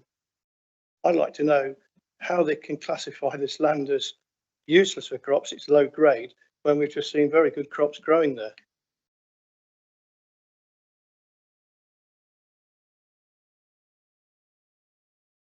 Chair, In terms of the agricultural land, I think it's important to note that the grading is that best and most versatile. Now, grade 3B is moderate quality, so that means that it's still perfectly capable of growing crops. It just doesn't meet that threshold of best and most versatile. So that hopefully that helps in terms of why crops are still available to grow there, because 3B land is perfectly capable of. It's just it doesn't meet that test of being best and most versatile. What you're saying is it's good land for growing crops, basically. Just saying 3B moderate quality. Yeah. Councillor Birch.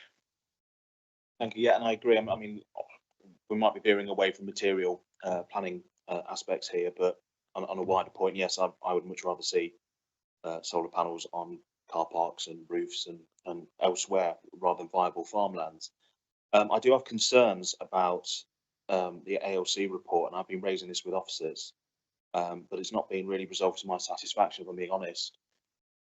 The images that the officer has presented in his presentation showed, I think, 46 dig sites. That is our first viewing of that image tonight. That was not in the bundle. That came about following probing questions by myself. The original report showed 14 sites, which is 1 sampling per 7 hectares, which is remarkably thin, as in my view, as a sample size. That's what we've had to go on, and I do have reservations about it. I honestly, sitting here, do not trust that report fully, and I'm sceptical, is my honest opinion. And I don't know why that information was not provided earlier by the applicant, and that set off some alarm bells in my mind, if I'm being perfectly honest.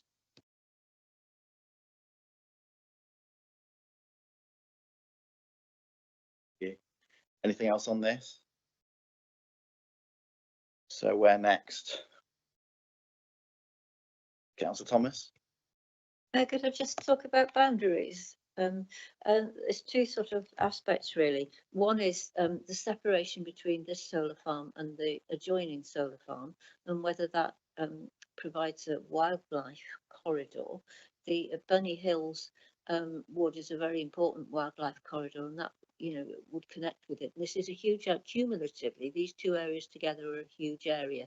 I'm worried about movement of larger mammals, deer, hares, foxes, those sorts of things, and whether or not they will be able to get across this site and between the two sites and between down from Bunny Woods down to the road and so on. And the other point I was going to ask about is the boundary fencing, which in the plans is deer fencing, but there's a very strong advisory note in the advisory notes that from the police that it should be serious grade security fencing, and the visual impact of those two different sorts of fencing is very different. And should the applicant choose to follow the advice of the police, then the visual and landscape assessment is, in my view, possibly compromised. Should they decide not to follow the advice of the police, then I guess there are possible concerns about rural crime, not just from the operator's point of view, as it were, but from the point of view of local residents as well.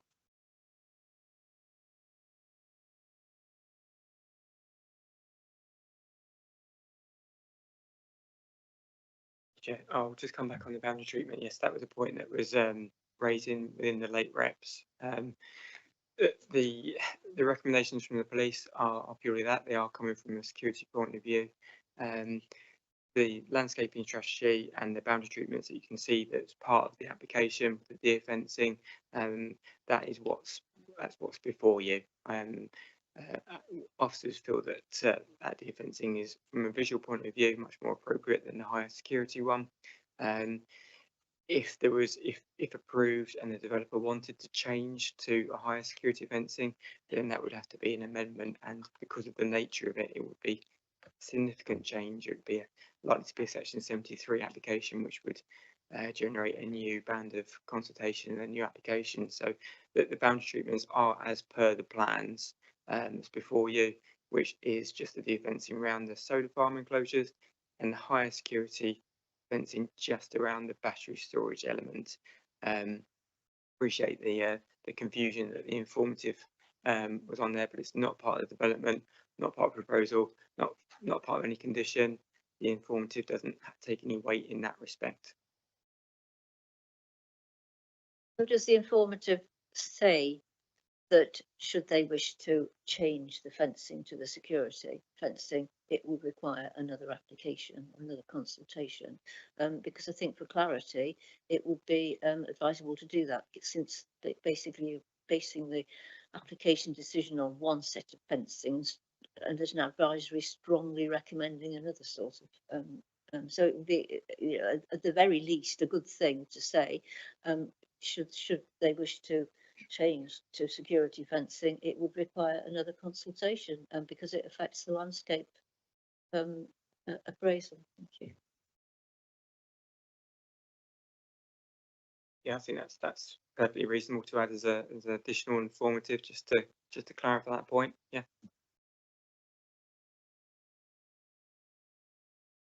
So I think the other point that you raised was just in regards to the boundary with the neighbouring consented solar farm. So if I move up to the north, so you can see there is going to be a buffer sort of along sort of the western edge of the parcel, and that's the same for the sort of the southern parcel as well. Where it is adjacent to that consented solar farm, there would be a buffer on this particular proposal. I don't know the details of the other proposal off the top of my head. So can animals get into that? Do you mean that sort of wiggly green stripe down the left-hand side? Is that what you mean by the buffer? Could animals get into that? Is that the right side of the fence? Yep. So the fence surrounds the panelled area. So where the blue, where my sort of the pointer is there. So the fence goes. So this would be open. I think this is a hedge row that's being planted. Yeah.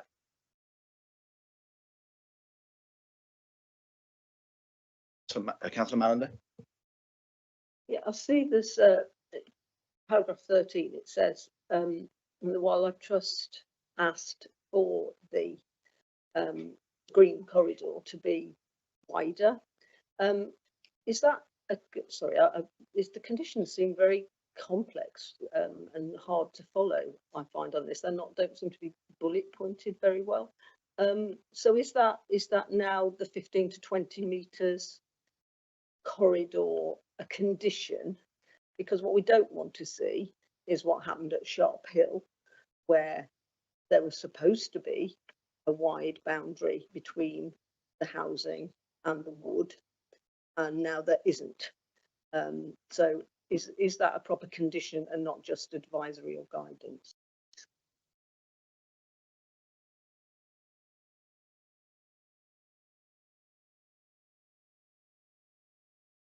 So I can confirm that it's 10 metres either side of that footpath there. So in total it will be 20 metres. And that forms part of the approved plans, so part of the conditions, which again leads back to the enforcement side of things. So for clarity, could you just show me where the creatures can get through the whole thing, and bearing in mind the one next door to it with your little pointy thing? That'd be really helpful. Thank you.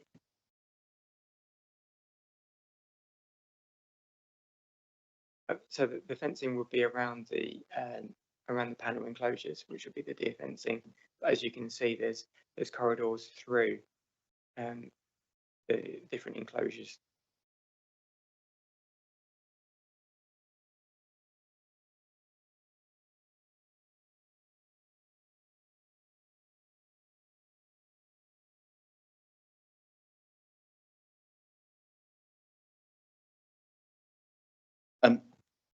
Right to comment and then leading to a question about cumulative impact. So we've got policy 16 of the local plan part 2 which lists various things which renewable schemes must be acceptable in terms of. And one of those is cumulative impact with existing and proposed development.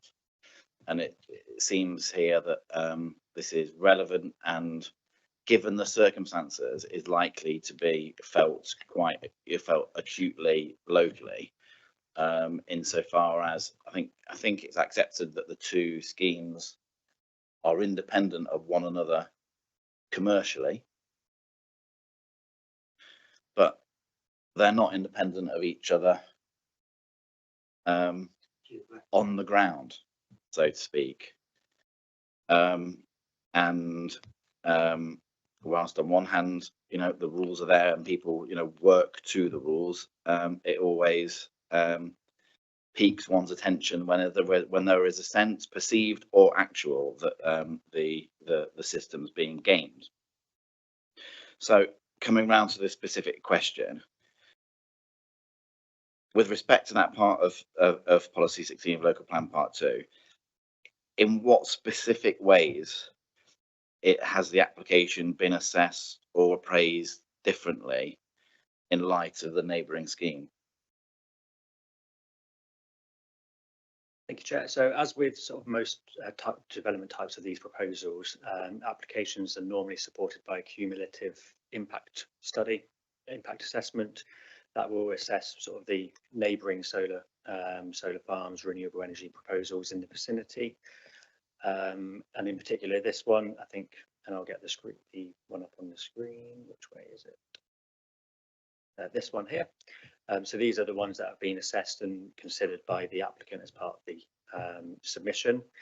That actually formed part of the landscape visual impact assessment as well, which was independently reviewed by the independent assessor.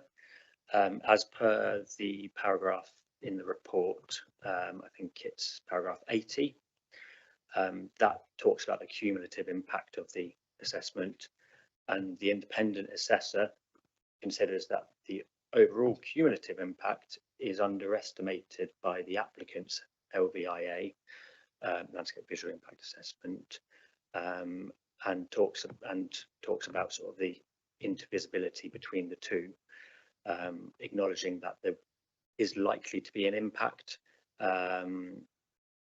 especially from sort of certain viewpoints throughout the development. And again, we're acknowledge that, and it's, but again, it forms part of that wider balance, weighed up against the public benefits of the scheme. Hope that answers your question. Councillor Brown. Thank you, Chair. I'd like to propose at this point that I recommend that we refuse the application on the cumulative impact and the visual impact and industrialisation of the area, which that affects.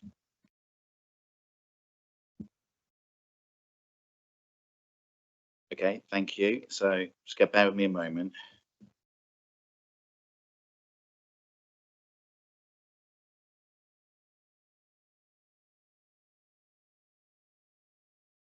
Councillor Birch. Yeah, I second the motion.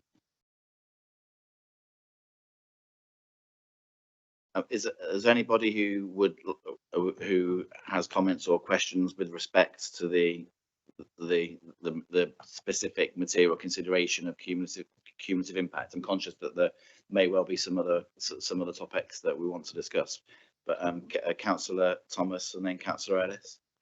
I think you've covered the cumulative impact in terms of visual impact, but there's also a cumulative impact in terms of ecological impact, in terms of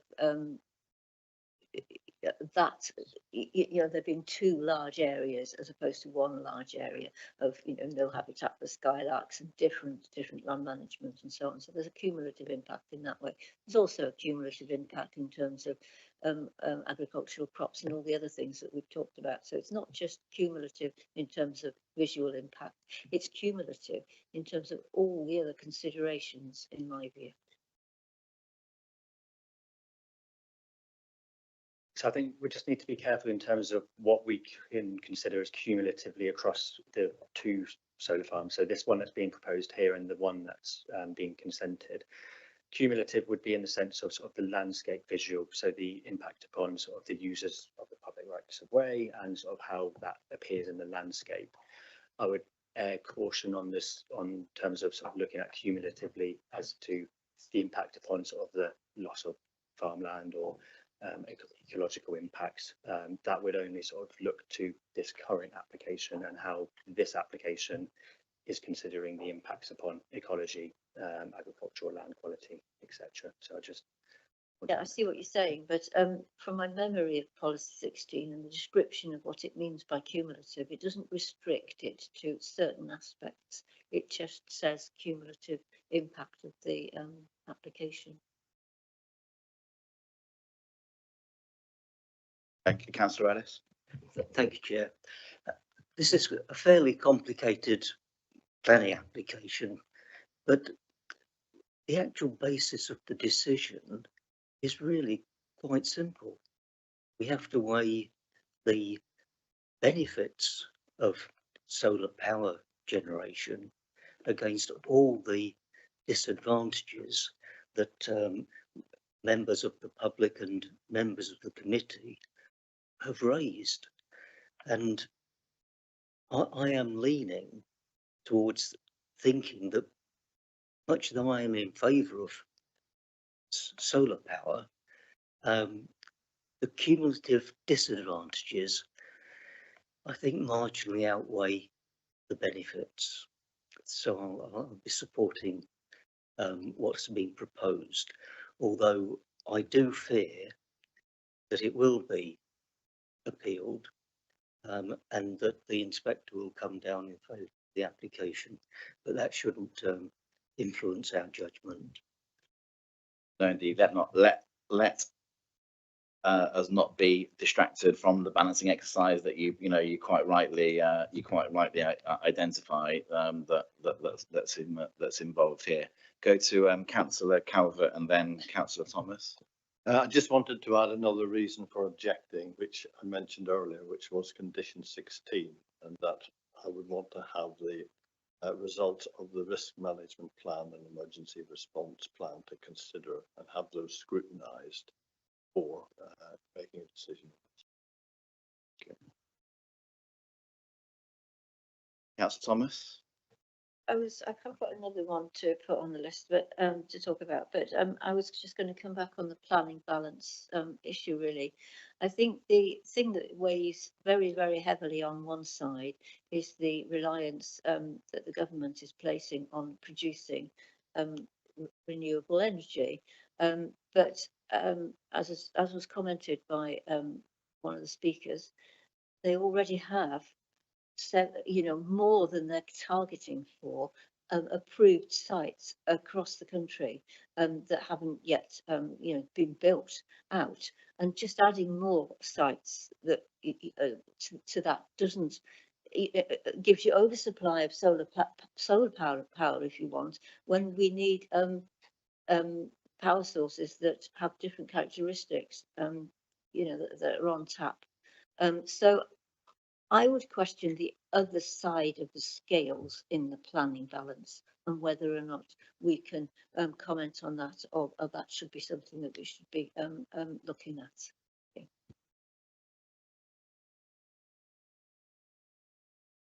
Okay. Councillor Ellis. Just a clarification, Chair. When I said I would be supporting the proposal, I meant the motion, not the application. I think we got the gist. Councillor Birch.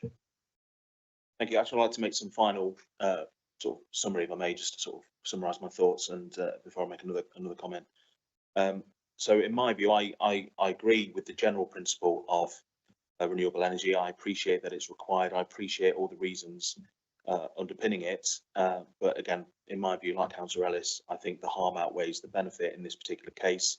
I'm particularly worried about the right of way and the damage to that amenity. Also, the heritage harm, the inadequate mitigations to harm to biodiversity, battery fire risk, all these things. I just want to clarify a point. I'll wait till you're finished being whispered to. Yes, that's right. So the word cumulative, can we get this a little bit tighter? Because I took that to mean all of the factors involved, but in a planning sense, that means the geographic proximity to the other sites, does it? And the cumulative visual aspect. Right. Do we need to get this motion a bit tighter in terms of the language, or? Well, Councillor Thomas was forgive me if I misrep them, please jump in, but I think we were having a specific discussion about, is it item L from policy 16 of local plan part 2, which says that the development would need to be acceptable in terms of cumulative impact with proposed and permitted development. Now, there was a discussion happening about whether or not that impact was limited to the ways in which it's been assessed in this report, i.e. Landscape and ecology. No, just landscape and visual impact, forgive me, rather than upon the other material considerations, which potentially it could be argued that where there is a cumulative impact. So I don't know whether that really answers anything, but I think it's a technical point about that specific bit of policy 16 of the local plan.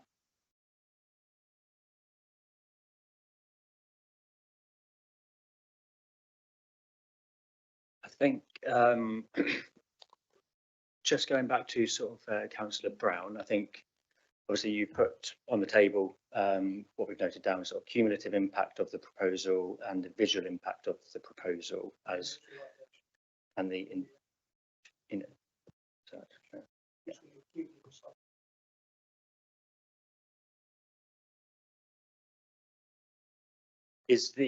Are you looking at sort of it just as the cumulative impact of the proposals? I asked that in terms of sort of, is that sort of the one reason for refusal that you're putting forward and trying to encompass that all together in one? No, I agree with what Councillor Burtis, but plus the biodiversity and the heritage impact as well. Conscious that heritage is one of the material considerations that dealt with in quite detail in the report that we haven't really discussed or commented on yet. Is there anybody who either wants to raise a question or a comment about the heritage impact? Just before, I haven't got anything on the heritage impact, but to add to that, the impact of the battery storage area as well, the fire risk. If you've not got that written down, cumulative fire risk. Councillor Calvert. I'm just saying that we've already raised that issue in terms of the fire risk. Yes. Oh, forgive me. Sorry, forgive me. Councillor Thomas. I appreciate that colleagues are trying to move to reasons for refusal. I think there are probably topics you might not have covered, and one I've got is the grid connection. This is another point in policy 16 of local plan part 2 to be considered when looking at solar farms, the grid connection. And as far as I can see in the officer's report, all we have is there's a pylon in the field. And having sat through 2 planning appeals for large solar farms, I know it's quite a lot more complicated than that, whether or not there's a pylon that you can attach to. There's quite a lot of discussions about how that happens, the capacity on the line, the design of the connection, the visual impact of the design of the connection, and all those sorts of things. So my question would be around whether or not that has been considered, but also have we got a timescale from the applicant for when the grid connection, has it been agreed that there is a grid connection, and what is the timescale? I think the applicant mentioned hoping to get connected in 2028. Do we have documentation on that? That is one of the items for consideration in policy 16, and I haven't seen the evidence that that is robust. That there is a grid connection assured. Thank you. Thank you, Chair. So yes, the agent did mention in the presentation that the grid connection, I think, contracted to be connected by 2028. Again, that could be a condition. We haven't put a condition on because they do have that connection to the existing pylon, and that information regarding the grid connection is there. But planning inspectors have put conditions on other schemes, which requires sort of confirmation that grid connection is available prior to sort of first either operation of the site. Yes, if we do approve, I would quite like to see an extra condition on that, but also to make sure that the design of the connection, you know, so that we know what it looks like, because that took up a whole day in one of the appeals, so that is nailed down basically before the application, you know, goes ahead. Thank you.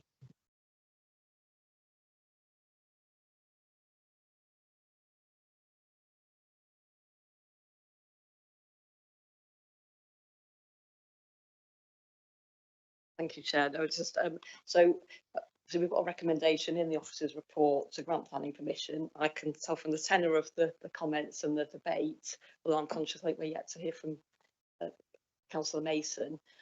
I just want to check are there any members of committee who are leaning more towards voting in favour of the officer's recommendation? Because I'm conscious it wasn't moved and seconded as a motion, and now we have a motion to refuse planning permission, which has been moved and seconded.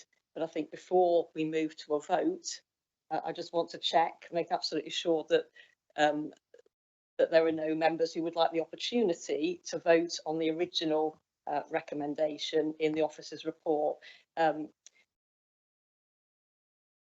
what would happen then if it was voted on and members voted against, there was majority against it, then that motion would fail, and then there'll be a new motion which has been brought by Councillor Brown and seconded by Councillor Birch to refuse, subject to the considerations discussed. Yeah.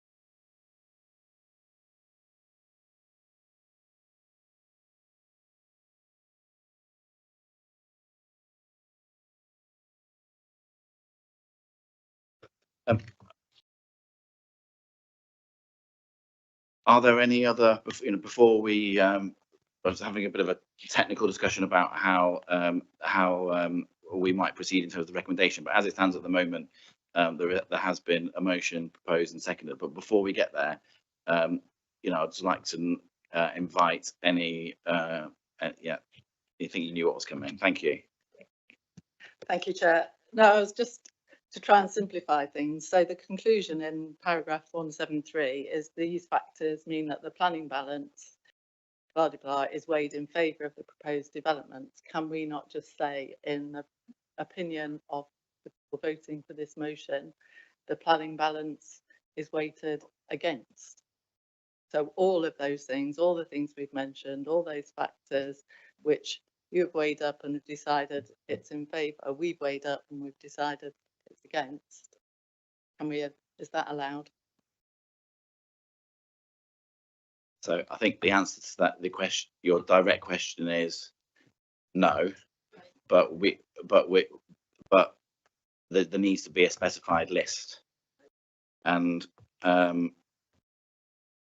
think it's gone. Yeah. I'm going to say because the reasons, if committee votes to refuse planning permission, they'll have to give reasons for that refusal based on material planning considerations, and that would form the basis of an appeal to the Secretary of State. And so it's very important that those are clear, and I just want to make sure that the committees are clear on what they are voting on. Thank you. Councillor Thomas. I was wondering if you could adjourn briefly for a comfort break. We're just about to vote. Don't we?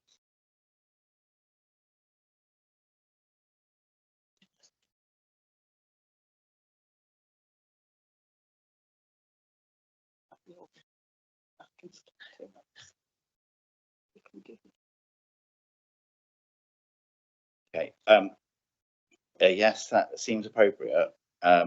On these occasions, sometimes 5 minutes means longer, but I think it's important, you know, that it is just 5 minutes, which I'd make it that 11-12 minutes past 8.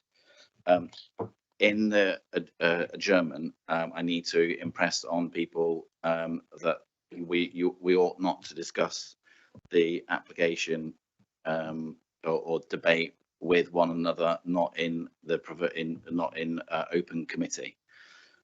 So we will adjourn for 5 minutes.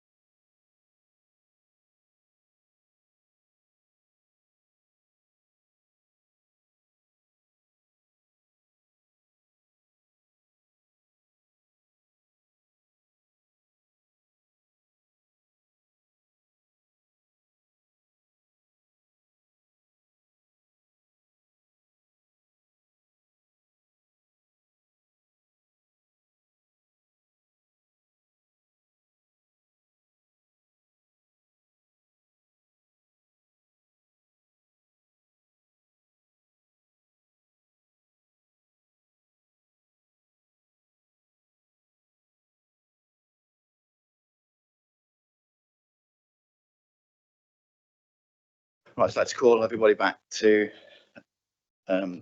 order, please, and thank you for that short adjournment. And I'd just ask people to confirm that there wasn't this. Councillor Mason, you ready? Just like everybody to confirm that there hasn't been any debate that's happened during the adjournment, and I'll just double check. Is there anybody wanting to make a point or a question on a topic that they haven't had the opportunity to do so far? Okay, very good. So, Mr. Cullen. Thank you, Chair. So if I could just come back to Councillor Brown and obviously Councillor Birch as the seconder as well. So what I've noted down, I'm just going to run through one at a time. So we've got a cumulative reason for refusal. So the proposal, when considered cumulatively with the consented solar farm to the west of the site, would result in an unacceptable cumulative impact on the landscape, which as a result of the industrialization of the area, and this is the sort of, I don't know if there's anything extra that you want to add in there in terms of sort of whether it's the sort of the scale of the development, the size of sort of the proposals together, that would be visible within the landscape, would result in unacceptable adverse impact upon that character. And then we can list the policies, the renewable energy policy, development and countryside policy. Is there anything else that you want to add in just in terms of sort of the cumulative sort of landscape visual impact? So just leaving it as sort of as a result of the industrialization of the area, and or right away as a separate.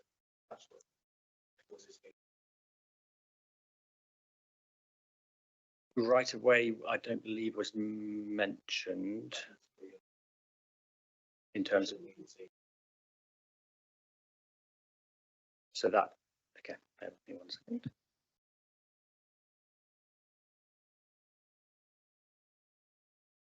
Would you look for that to be encompassed in the same reason for refusal? So the cumulative impact of the users of the public rights of way. Okay.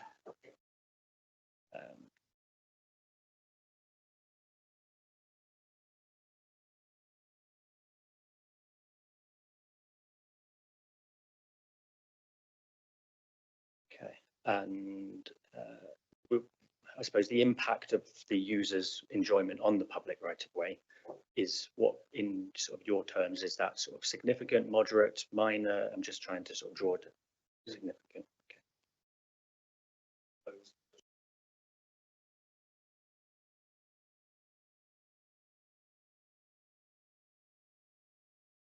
Okay.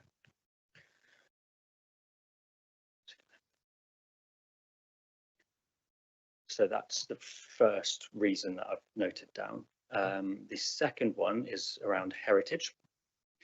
I'm just trying to draw out, I think, which sort of heritage assets are you sort of saying that this proposal specifically, this proposal would have upon sort of which heritage assets? Is it sort of is it the church? Is it the farmhouse? Is it the conservation area? I'm just okay.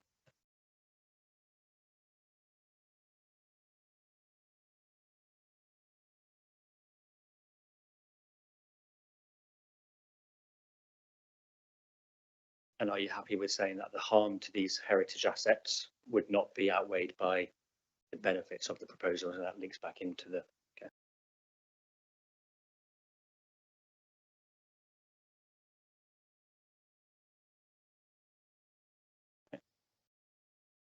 And again, we can sort of put the policies and the conserving heritage assets, historic environment, renewable energy. Thirdly, ecology, biodiversity is one that I've mentioned, and this is one that I'd probably just raise, I suppose, slight caution over, only because obviously the ecology officer doesn't have any, doesn't raise raises concerns. We've acknowledged that that's weighed in the in the balance. So are you saying that the impact upon the Skylark specifically is the reason, or is it sort of more general approach?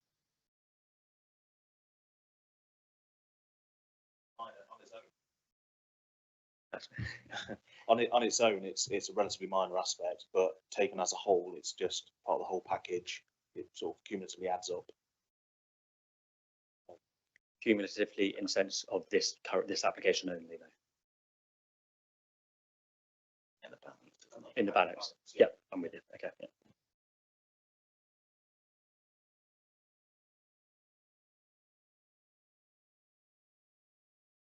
And then fourth, fire safety is the one that I've got listed down as well. This one's a bit tricky because there aren't currently any sort of policies in our local plan which talk about fire safety.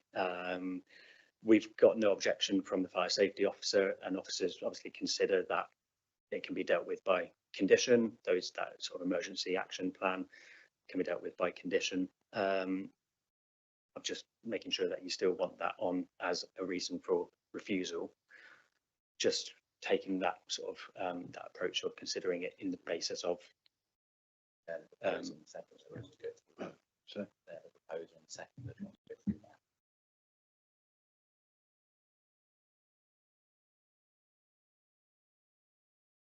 I think Councillor Brown and Councillor Birch are proposing this motion. So I think it's for them to.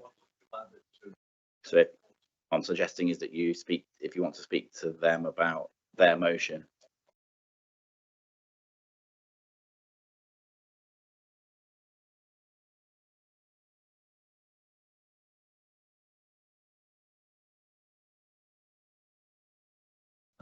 That would be just to the LPA. What I like to do is that.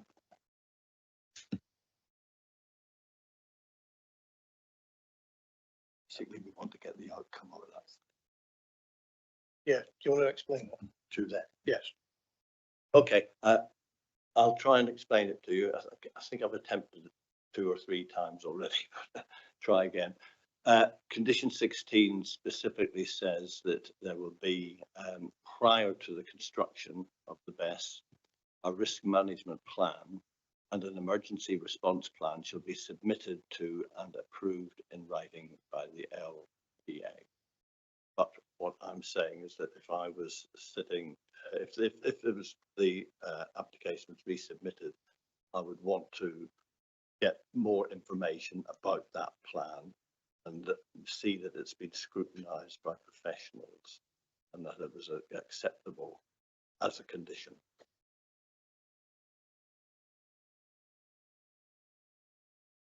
Yeah. So that is, I'm saying that would be. I think what we said encompasses that. Yeah. Okay. Yeah, it does, yeah. If it does, that's good. Just as an add-on as well, the concerns of the residents and local inhabitants about fire issues as well, if that can be worded in some way.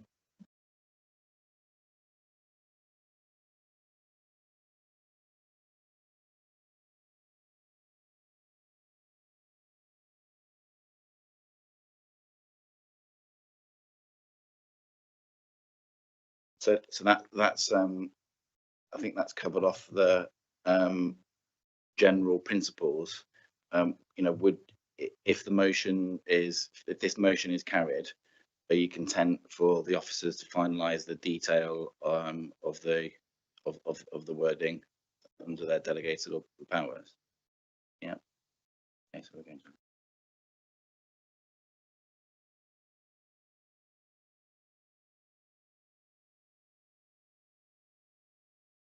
I think we're clear perhaps. So the motion, which is now brought, that planning permission should be refused on the grounds of the cumulative impact, particularly landscape and visual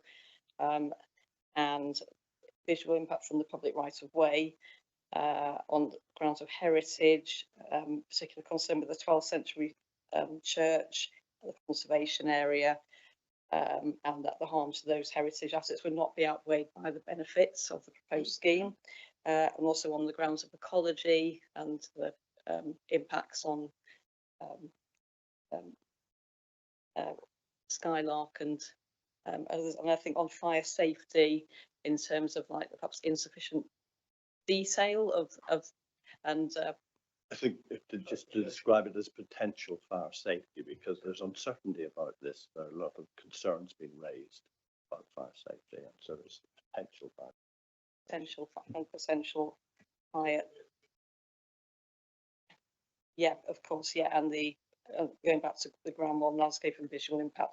Yeah, creating an enclosed industrial corridor. Okay. Okay. So that motion's been moved and seconded. It has been moved and seconded, and it's time now to vote on it. So ask all those in favour to indicate.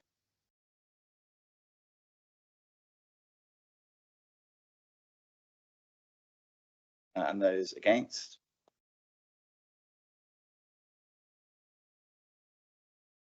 Two. Yes, I'm two. In that case, the motion has been carried. The decision of the committee is to refuse permission subject to the reasons given, the details of which will be finalised and issued in due course.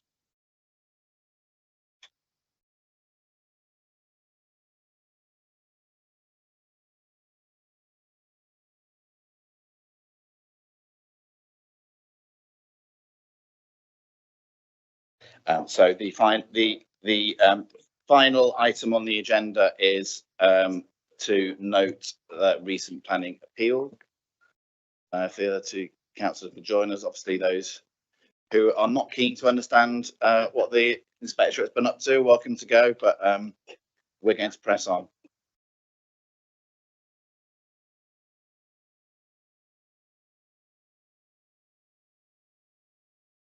Noted, thank you.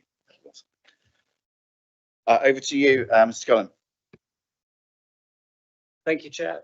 So there's only one thing I just wanted to raise on the appeals, and that's the first one. So the Tally Ho Costock appeal. What we didn't include was there was also a costs appeal on that one. So that's where the appellant considered that we had acted unreasonably in forcing them to go to an appeal. And that cost was actually refused by the inspectorate. So costs were not awarded to the appellant, and that was just an omission on that first one.